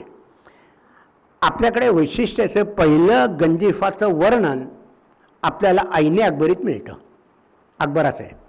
पण त्यात जे गंजीफा वर्णन केलं त्याचे गजपती, अश्वपती नावं सगळी संस्कृतच आहेत. म्हणजे परंपरा आपलीच आहे ती, त्यांनी ती मेंटेन केली, ठेवलेली आहे. पण आपल्या लोकांनी त्याचा अभ्यास केला नाही. आणि त्यांनी चंग कांचन नावाचा एक प्रकार आहे मोगल गंजीफा. चंग बराच त्यांचे 8 हे असतात, ते जास्ती याचा मी तुम्हाला विस्तारात जात नाही. गंजीफा काय त्याचं वर्णन करतो. गंजीफा म्हणजे आपल्याकडे गोल आकाराचे पत्ते आहेत. पूर्वी गोल आकाराचे पत्ते असायचे, आणि गोल हे आकार हे पृथ्वीचं प्रतीक आहे. आपण देव मानतो, पृथ्वी गोल आहे. आता त्याला सायंटिस्ट लोक काय म्हणतील सांगता येत नाही, पण पृथ्वी गोल आहे. अर्थ इज जिओआइड असं आम्हाला शिकवलं गेलं. Earth is of the shape of earth, बरोबर आहे. अर्थ इज जिओआइड, मला अजून वाक्य लक्षात आहे, FYला शिकले 63 आमचे जोशी सर होते. अर्थ इज जिओआइड असा उच्चार करायचे. अर्थ म्हणजे अर्थला अर्थचा शेप आहे, अंड्याच्या शेपचा आहे, पुढे बोलायचं नाही. हा जो गंजीफा खेळ आहे तो खेळ हा बैठा खेळ आहे. आणि त्याच्यात आपलं वैशिष्ट्य असं आहे, आपल्या संबंध गंजीफा गोल आहेत, परदेशी लोकांच्या चौकोनी आहेत. तर गोल गंजीफा लाखेने तयार करायच्या, कापडावर करायची किंवा कागदावर करायचं, कागदाच्या लगद्यावर, आणि त्याच्यावर निरनिराळी चित्र करायची. जे चित्रकार होते त्यांना चितारी म्हणतात. चितारी म्हणजे चित्रकार. असे ते एक एक पट्टा म्हणजे एक एक गंजीफा तयार करायचे. आता गंजीफाचे प्रकार किती आहेत आपल्याकडे? तो आपल्या सगळ्यांना माहिती आहे, विष्णूचे 10 अवतार झाले. तर दशावतारी गंजीफा महाराष्ट्रात सगळ्यात प्रसिद्ध. 10 अवताराचे गंजीफा म्हणजे राजा राणी 1 ते 10 अशी पानं, 12 पानं, 10 अवतार म्हणजे 120 पानं. पहिल्या 5 अवतारात राजा राणी, त्याच्यानंतर 1 हा मोठा, 10 लहान, दुसऱ्या 5 अवतारात दशी मोठी एक्का लहान. आणि खेळत कसा होत आहे, त्या काळी जसा हल्लीच्या ब्रिटिशाच्या ट्रम्प असतो ना, ट्रम्प, तसा आपले हुकूम वगैरे काही नाही. विष्णूचा ज्या काळी जन्म झाला त्यावेळी जर तुम्ही खेळत असाल तर विष्णूचा तो अवतार हा राजा. तुम्ही दिवसा खेळत असाल तर राम हा राजा, कारण रामाचा जन्म दिवसा झाला आहे. रात्री खेळत असाल तर कृष्ण हा राजा. संध्याकाळी खेळत असाल तर नरसिंह राजा, कारण तो संध्याकाळचा आहे, न दिवस आहे ना रात्र आहे, संध्याकाळात मारला आहे ना. पावसाळी हवा असेल तर कुर्म, कारण तो पाण्यातही राहतो कुर्म आणि जमिनीवर राहतो. असे ते संकेत होते. आणि त्यातच असं होतं की प्रत्येक खेळताना तुम्हाला कमीत कमी 2 पानं खेळायची. आपल्याकडे ते राजे होते ना, ते देव होते, म्हणजे देवाला द्यायला आसन द्यायला पाहिजे की नाही, म्हणून आसन म्हणून दुसरं पान खेळायचं. हे रामाचं चित्र आणि तो राजा आहे म्हणजे सिंहासनारूढ, वजीर असेल तो अश्वारूढ, आणि रामाची जी एकादुर्री तिरी असतील त्या प्रत्येकावर 1 2 3 4 अशी चित्र, मी त्यांची संख्या दाखवणे, 24 दुर्री तिरी काय आहे ती. तर म्हणजे रामाचं पान खेळ की त्यातर कुठलं ते हलकं पान खेळायला पाहिजे, आसन म्हणून द्यायचं, ही आपली परंपरा. आणि आपल्याकडे ते खेळताना सुद्धा आपण देवाचं नाव घेतलं की पुण्य कमवतो अशी आपली धारणा आहे. त्याच्या गोष्टी झाल्या, तो अजमिलाच्या बापाने नारायण म्हटलं होतं, स्वर्गात गेला, ते सगळ्या अतिशयोक्ती सोडून द्या. पण आपल्याकडे कुठलाही खेळ, कुठलीही क्रिया देवाच्या नावाव्यतिरिक्त झालेली नाही. सगळ्या धर्मशास्त्राचा आधार आहे. म्हणून या निमित्ताने तुम्ही देवाचं नामस्मरण करा अशी ती त्यांच्यामध्ये भावना होती. तर हे जे 10 होते विष्णूचे अवतार, त्याप्रमाणे त्यांनी दशावतारी गंजिफा झाला. आता दुसरा एक माणूस असा विद्वान निघाला, तो म्हणाला 10 अवतार कशाला, आपण नवग्रह पण घेऊ, कारण त्यांनी आपलं ज्योतिष ठरवतात ना, कुठला राहू कुठे पडला आहे, तुम्हाला काळा सर्प योग आहे का तुमचा रवी नीचेचा आहे का उच्चीचा आहे, शुक्र कसा आहे तुमचा. मग त्यांनी नवग्रह गंजिफा निर्माण केला, 9 ग्रहांच्या नावाने गंजिफा. तसा म्हणजे रविवारी खेळायचं असलं, ज्याच्याकडे सूर्य आहे तो रविवारी त्याचा राजा, शनिवारी शंतीचा राजा, असं खेळायला लागले. मग हा दशावतारीचा नवग्रह गंजिफा झाला. मग दुसऱ्याला असं विचारायला की आपण राशी, 12 राशी आहेत ना, राशींना घ्या, वेठीला घ्या, राशींच्या गंजिफा झाल्या. म्हणजे कुठल्याही कारणाने तुम्ही खेळ खेळत असताना देवाचं नाव घ्या अशी आपल्याला परंपरा आहे, होती. आता हळूहळू खंडित होती, जाऊ द्या. तर मग राशी गंजिफा झाल्या, नवग्रह गंजिफा झाल्या. आणि राशी गंजिफाचा एकमेव उल्लेख मिळतो नागो चाफेकरांच्या पेशवाईच्या सावलीच्या कादंबरीत, पान 197 198. त्याच्यावर त्यांनी दिले हा खेळ तयार करून पुणेस पाठवावा, हे पुण्याला पाठवावा. म्हणजे पुण्यात त्या काळी पेशवे लोक गंजिफा खेळत होते, हा डायरेक्ट एव्हिडन्स. आता गंजिफा मिळत आहेत की नाही बघा, तुम्ही शोधून काढा. तर हा रेफरन्स आहे. आणि पुढे आणखी जाऊन आपण सांगू, चंगकांचन, मी परदेशी यांचा, मुसलमानांचा मी काही घेत नाही, सगळ्यात मोठं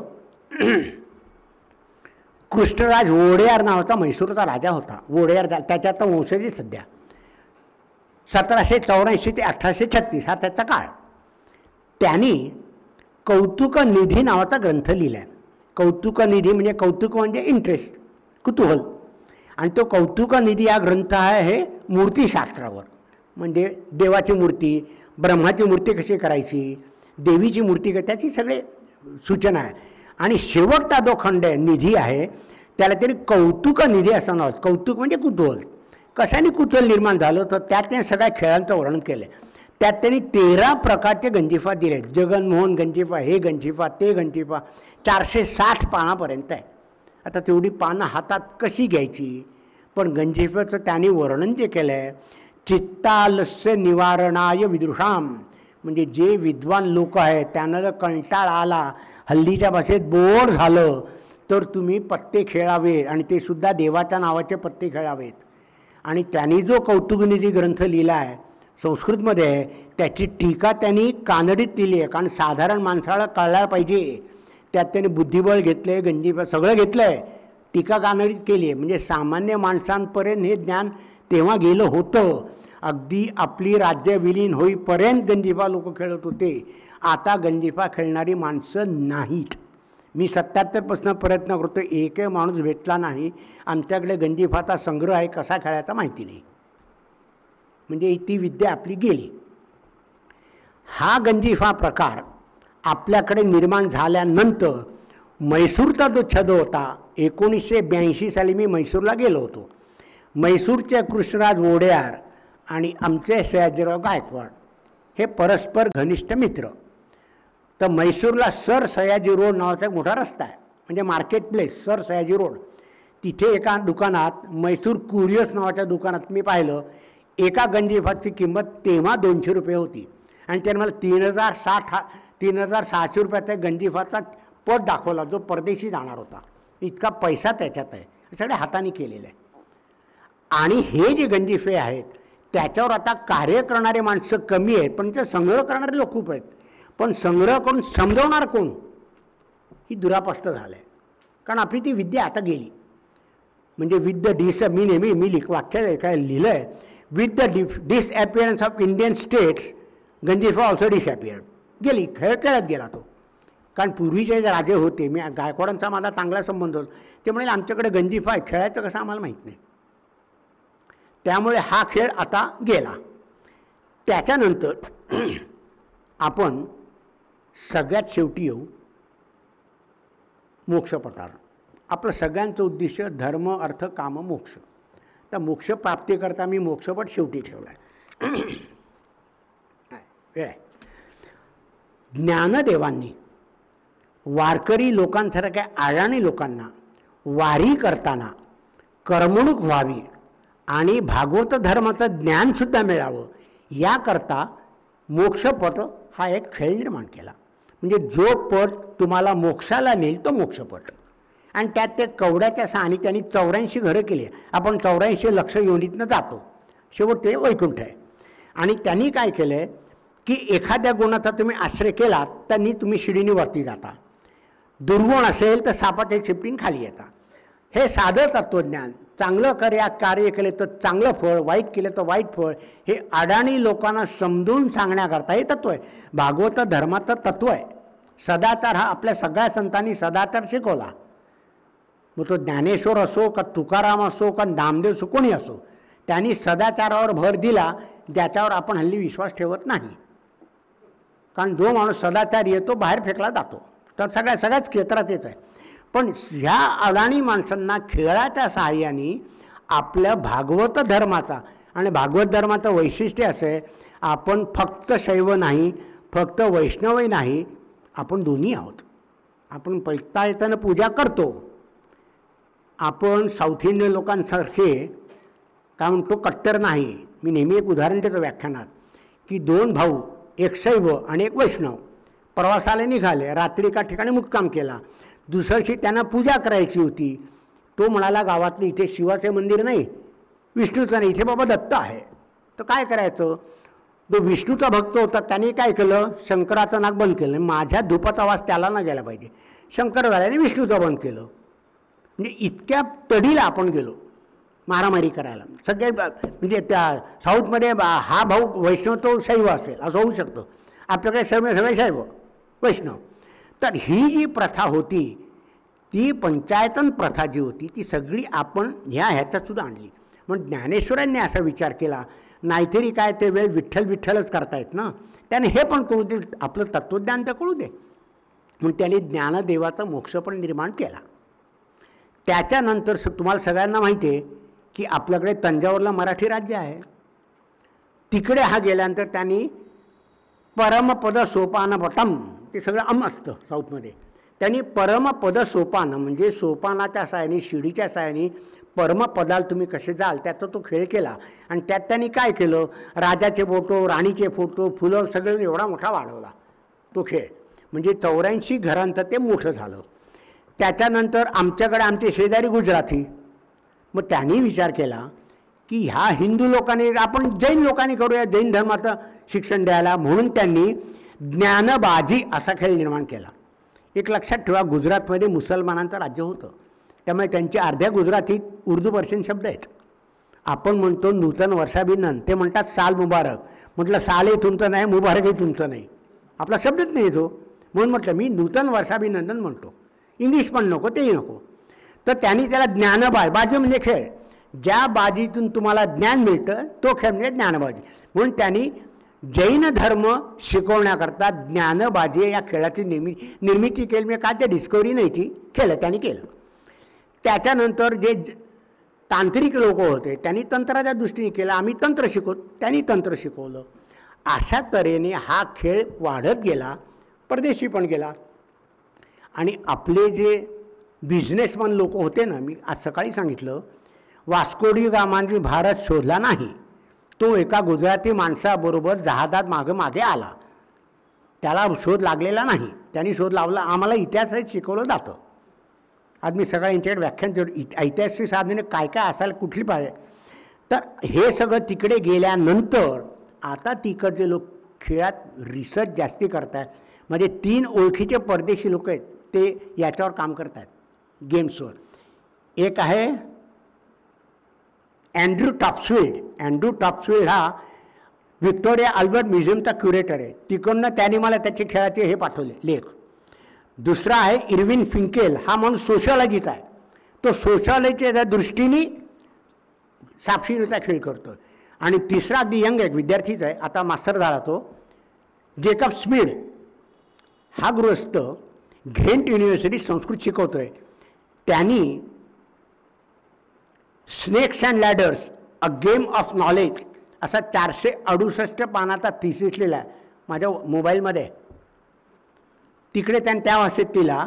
आणि त्यांनी भारत नेपाळ सगळीकडे जाऊन सगळे स्नेक्स अँड लॅडर्स गोळा केले आणि त्यांनी तो रिसर्च केला. तर मागच्या वर्षी त्याला PhD मिळाली. म्हणजे आणि ते लोक आता म्हणतात की तुम्ही 30 वर्षापूर्वी जे काम केलं तर आता आम्ही पुढे नेतोय. आणि आपल्याकडे त्याच्यावर आणखी मोठं काम केलं. आपल्याकडे विदर्भातले फार मोठे संत होते, गुलाबराव महाराज, जे स्वतःला ज्ञानेश्वर कन्या मानायचे. त्यांनी असा विचार केला की हे जे निरनिराळ्या धर्माचे लोक आहेत, म्हणजे पंथ मी म्हणतो, धर्म शब्द चुकीचा आहे. धर्म म्हणजे रिलिजन हे इंग्लिश लोकांनी रोजगार भरवलं आहे. आपल्याकडे धर्म म्हणजे नीती, नियम हा अर्थ आहे. म्हणून भगवद्गीतेचा पहिला शब्द धर्मक्षेत्रे आणि शेवटचे मतिर् मम, माझा धर्म काय, तू माझा धर्म काय, मी त्या भोसला मिलिटरी सांगणार आहे. धर्मयुद्ध आणि युद्धधर्म काय तो फरक सांगेन. तर आमचा पंथ आहे, धर्म हा एक सनातन धर्म, तो काय सांगतो, सगळ्यांची सर्वोदयतेने वागा, सदाचाराने वागा, हा आपला धर्म. मुसलमान माणूस सुद्धा तुम्हाला खोटं बोला सांगणार नाही, ख्रिश्चन धर्मात सांगितलेलं नाही, तुम्ही ते इंटरप्रिट करता.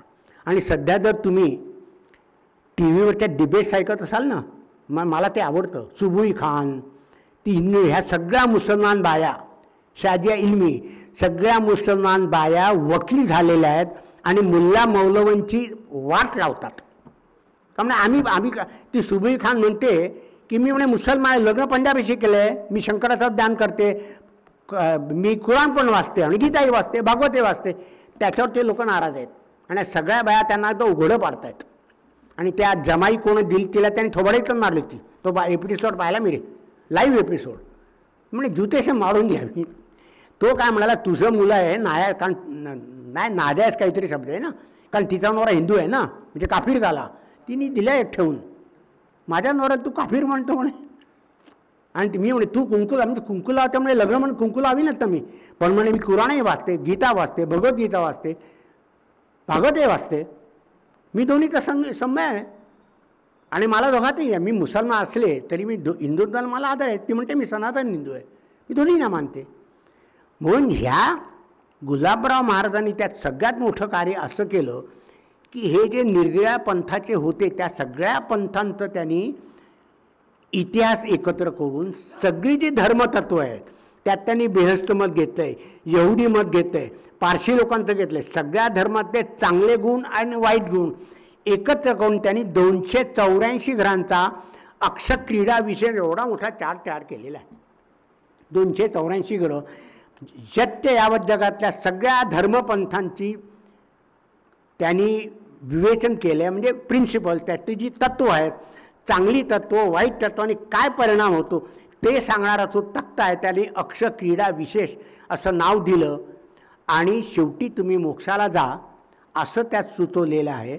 आणि आपल्याकडे जे सगळे जे खेळ झाले ह्या आपले जे व्यापारी लोक त्यांच्याकडे ते परदेशी गेले आणि मुस्लिम लोक ज्याला इंडियन न्यूमरल्स म्हणतात त्यांना आम्ही म्हणतो मुस्लिम लोक म्हणून इंडियन न्यूमरल्स आहे, आम्ही काय त्यांना परदेशी म्हणायचं? म्हणजे आम्ही आंधळे आहोत, आम्ही आमचं श्रेयसुद्धा घेऊ शकत नाही. कोणी देत असेल तर तेवढा मोठेपणाही मनाचा नाही. त्यामुळे आम्हाला विसरलो. आम्ही कस्तुरी मृगात कस्तुरीचा वास ते कुठे तर आम्ही चार ठिकाण फिरतोय, पण तुमच्या जवळ आम्हाला दिसत नाही आहे. हे आपलं दुर्दैव आहे. आणि ह्या सगळ्या दुर्दैवातनं बाहेर पडण्यासाठी एंटरटेनमेंट पासटाईम चित्त आलस्य निवारणाय म्हणजे आपल्याला मनाला जे मालिन्य येतं, बोर होतो, त्या बोरडमपासून दूर जाण्याकरता आमच्या लोकांनी जे खेळ निर्माण केले, ज्यात देवाला महत्त्व दिलं, नामस्मरणाला महत्त्व दिलं, निदान त्यावेळेस तरी देवाचं नाव घ्या. त्या सिनेमाच्या नट्यांची नावं नका घेऊ. तर ह्या दृष्टीने आपले संस्कारही पाळले जातील, आपली संस्कृती शाबूत राहील आणि आपला जो संस्कार आहे की मोठ्यांना आदर द्यायचा किंवा देवाचं स्मरण करायचं ते तुम्ही खेळात सुद्धा करावं अशी त्याने अपेक्षा ठेवली. आणि हे सगळे आपल्या भल्याकरता त्यांनी हे खेळ निर्माण केले आहे. पण दुर्दैवाने आमच्या संस्कृतीच्या लोकांनी त्याच्याकडे दुर्लक्ष केलं आणि आमचाच खजिना आमच्यापासून त्यांनी आम्हाला वंचित ठेवलं. ती वंचना दूर करण्याकरता मी काय थोडेफार प्रयत्न केले, त्याचं फलित म्हणून आधी तुमच्या पुढे व्याख्यान दिले. माझ्या माहितीप्रमाणे 50 मिनटं झालेली आहेत. थांबवू? पुढचं तुमच्या सगळ्यांचे मी आभार मानतो शांतीने माझं भाषण ऐकून घेतल्याबद्दल.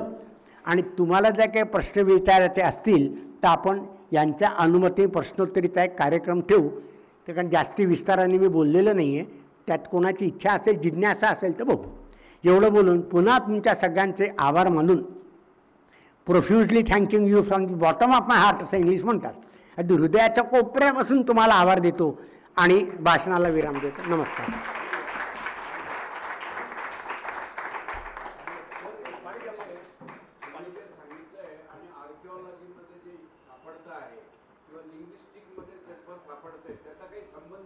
आपण जोडायला पाहिजे. आता टेस्ट पीसेस मिळाले ना आपल्याला टेरेकोटाचे टेस्ट पीसेस त्याचे मला पुरे म्हणून नागपूरला आहे, त्यांनी हा सगळं जोडला आर्किओलॉजिकल. कोण? चिंतमला पुरे वीज मंडळात सुप्रिटेंडिंग. अच्छा. पण त्यांचा अभ्यास आहे याच्यावर. नाही, हे ना संस्कृतच्या व्यतिरिक्त लोकच अभ्यास करतात. आम्ही संस्कृतला मारलं. आणि ते Sanskrit is are killing Sanskrit, non Sanskrit revive. इथे पॉवर स्टेशनला फ्रान्सचे लोक आले होते, त्यांना इथं तुमच्या आर्किओलॉजिकल सर्वेने जे शोधलंय ते भारतीय आहे, त्याचं असं आहे महत्व. तेव्हा त्यांना कळलं की हे भारताचं आहे म्हणून. अहो हे जे लोक आले होते ना 2 मिनटं आवश्यकता नाही. रेनाट वगैरे लोक इकडे लखनौला आले होते. 2007ची गोष्ट आहे. आणि त्याच्यानंतर मी त्यांना तेव्हा भेटलो होतो आणि 2 वर्षापूर्वी त्यांना लखनौला म्हणजे आपला जो राकेश तिवारी ते डायरेक्टर ऑफ आर्किओलॉजी होते लखनौला UPचे. आई छत्र लखनौ जवळ येते ना, आई छत्र कौनच तो एरिया. तर त्यांना तिकडे 4 दिवसात एक कार्यशाळा होती. त्यांनी पत्रावर आपले लोक पत्राला उत्तर देत नाहीत. आधी आम्हाला इंग्लिश येत नाही, तो एक आनंद. तरी आम्ही वरच्या पोस्टवर आहोत. मग त्याने मला सांगितलं तुम्ही सांगा ना काहीतरी. मी बोलवलं त्याला फोन कर राकेश तिवारी म्हटलं असे परदेशी लोक, अरे काहीतरी तर मदत करणं, ते स्वतःच्या पैशाने येतात, राहायची तर मदत व्यवस्था कर. त्यांनी सगळी व्यवस्था केली. 4 दिवस इकडे राहिले. त्याच्याकडं पुस्तक काढलं. त्यांनी मला स्पेशल थँक दिले की तुम्ही जर येऊ शकला नाही तरी तुमच्या एका शब्दाने आमचं काम झालं. हे परदेशी लोकांचं आपलं ऋण आहे आणि ते मानतात. पण आम्हीच आमच्या लोकांचे पाय खेचतो आणि तो गोरा आहे म्हणून आम्ही त्याला मदत केली, हे आणखी वाईट आहे. ही आपली वृत्ती झाल्या पाहिजे. आणि त्यांनी सगळं काम करून ते पुस्तक आम्हाला सुपूर्त केले. हे म्हणे तुमचं धन आहे, तुमच्याकडे राहू द्या. एवढा मनाचा मोठेपणा आमच्याकडे का नाही? तुम्ही जो अभ्यास केला ना खेळांचा, हा आर्किओलॉजीमध्ये पण आहे, सापडतो. आहे. त्याच्यावर तुम्ही काही केलंय का? आर्किओलॉजी हा माझ्या भावाचा विषय, माझा विषय नाही. मग ते चिंतमला तुमच्या भावाचा उल्लेख करतं मला वाटतं. हां, विश्री वाकणकर माझा भाऊ तो. त्यांचा उल्लेख करतात. जगभर भाषण देत आहे. ते तो मी काय, माझा सगळ्यात मोठा भाऊ बापू वाकणकर, ज्यांनी स्क्रिप्ट केला. आपलं कीबोर्ड आहे ना तो त्यांनी केला. हरिभाऊनी इन्स्क्रिप्शन वगैरे केलं आणि मी मॅन्युस्क्रिप्टला. आम्ही तिघे स्क्रिप्टशी संबंधित आहोत, पण वेगळी क्षेत्र आहेत. आहे आपल्या संस्कृतीशी संबंधित, संस्कृतीशी संबंधित. हो, नाही अहो, तुम्ही जेव्हा म्हणता की कर्ज करा आणि उपभोग घ्या, आपल्याकडे कर्ज करा हे नाही म्हटलेलं नाही आहे. उपभोग घेताना सुद्धा अरे देवाचं नाव घेताना मी काय बकरा का बनणार का? त्याला बळी कुठला देताय तुम्ही? तुमच्या मनाने विचारा ना की आम्ही हे करतोय तर बरोबर करतोय का? आणि तू तुझी फिलॉसॉफी मान्य करतो ना, ही रोलम कृत्वा घृतम पिबेत. तुम्ही कर्ज करा ना, कोण बघते मेल्यानं तुमच्याकडे मागे येणार का कोणी? ही जी वृत्ती आहे ही नकारात्मक वृत्ती आहे. ही प्रवृत्तीवादी पण नाही, निवृत्तीवादी पण नाही, ही भोगवादी आहे. जे आपण अमेरिकेचं करतोय ना, जाहिरात आली की जा ॲमेझॉन, ही वृत्ती आपल्याकडे आहे. कन्झ्युमरिझम आलेला आहे, तो नाहक आपल्याला आहे. तो आपल्याला परंपरेपासून दूर नेतोय, पण आपण त्याच्यातच आनंद मानतोय. काय करणार? आपली मनोवृत्ती दुर्बळ आहे. आणखी प्रश्न विचारायचा आहे? काय? मी प्रसिद्धी परांगमुख माणूस आहे. ज्यांना माझी लेक्चर अरेंज करायची असते, रेकॉर्ड करायची करा नाही का? नाही, हा कार्यक्रम यूट्यूबवर येणार आहे सगळा, सरांचं लेक्चर असेल. माझी 10 पुस्तकं झालेली आहेत, इथे नाही आहेत. आणि खेळावरचं पुस्तक छापायला हरकत नाही. आपल्या गंजीफाची चित्र कुठनं आणणार तुम्ही? गंजीफा म्हणजे पट्ट्याची चित्र आणायला पाहिजेत ना. कॉपीराईट कोणाकडे? कोण एवढा पैसा देत आहे मला? हां, सावंतवाडीची कथा सांगू नको ना? लेफ्टनंट कर्नल शिवराम राजे भोसले त्यांनी सावंतवाडी लॅकेटवर निर्माण केला. त्यांची पत्नी आमच्या गायकवाडांची सविता राजे माझ्याकडनं सगळं मटेरियल घेऊन गेल्या. मी त्यांना म्हटलं निदान मला एक सेट तर द्या, ते सेटसुद्धा दिला नाही. सगळं तो धंदा परदेशी विकतात. मला भेटायला ते बडोद्याला. आणि आमच्या त्या चान्सलर होत्या बाई बडोद्याच्या, मृणाली देवी पोवार, ज्यांना आम्ही अक्काराजा म्हणत होतो, त्या अक्काराजांचे यजमान म्हणजे आनंदराव पवार, धारचे महाराजा. त्या धारच्या महाराजांना माझे काका शिकवायचे. त्यामुळे त्या म्हणाले तुम्ही डायरेक्ट माझ्या घरी या, सेक्रेटरी वगैरे काही नाही. तर त्यानं म्हटलं तुमच्या बहिणीला सांगा ना. ऐक, ती म्हणे काय करणारच नाही. म्हटलं मटेरियल तर घेऊन गेलं ना माझी. तिला त्यातलं काय, तिला तिच्या नवऱ्याचं पुस्तक मिळालं, मी त्याची झेरॉक्स दिली तिला. ही सावंतवाडीची कथा आहे. कळलं? मला जास्ती बोलायला त्यांना फक्त पैसा दिसतोय, बाकी काही नाही. कळत तर काही नाही. छापायचं, विकायचं, संपलं. स्कूल चालवतात, पण तुम्हाला मला फायदा काय? 800 आणि 1000 रुपये तुम्ही गंजीफाचा कोणाला परवडणार आहे? आणि मी तुम्हाला एवढी मदत, तुम्ही मला काहीतरी द्या ना, कॉम्प्लिमेंटरी कॉपी द्या. एवढी मदत की एक पैसा घेतला नाही तुमच्याकडनं. निदान माझ्याकडे तुमचा एक सेट तर राहील.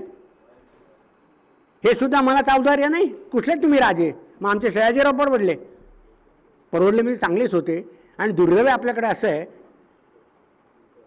जो दत्तक घेतल्या राजा असतो ना, तो जास्ती चांगला असतो, वंशज नाही चांगले राहत.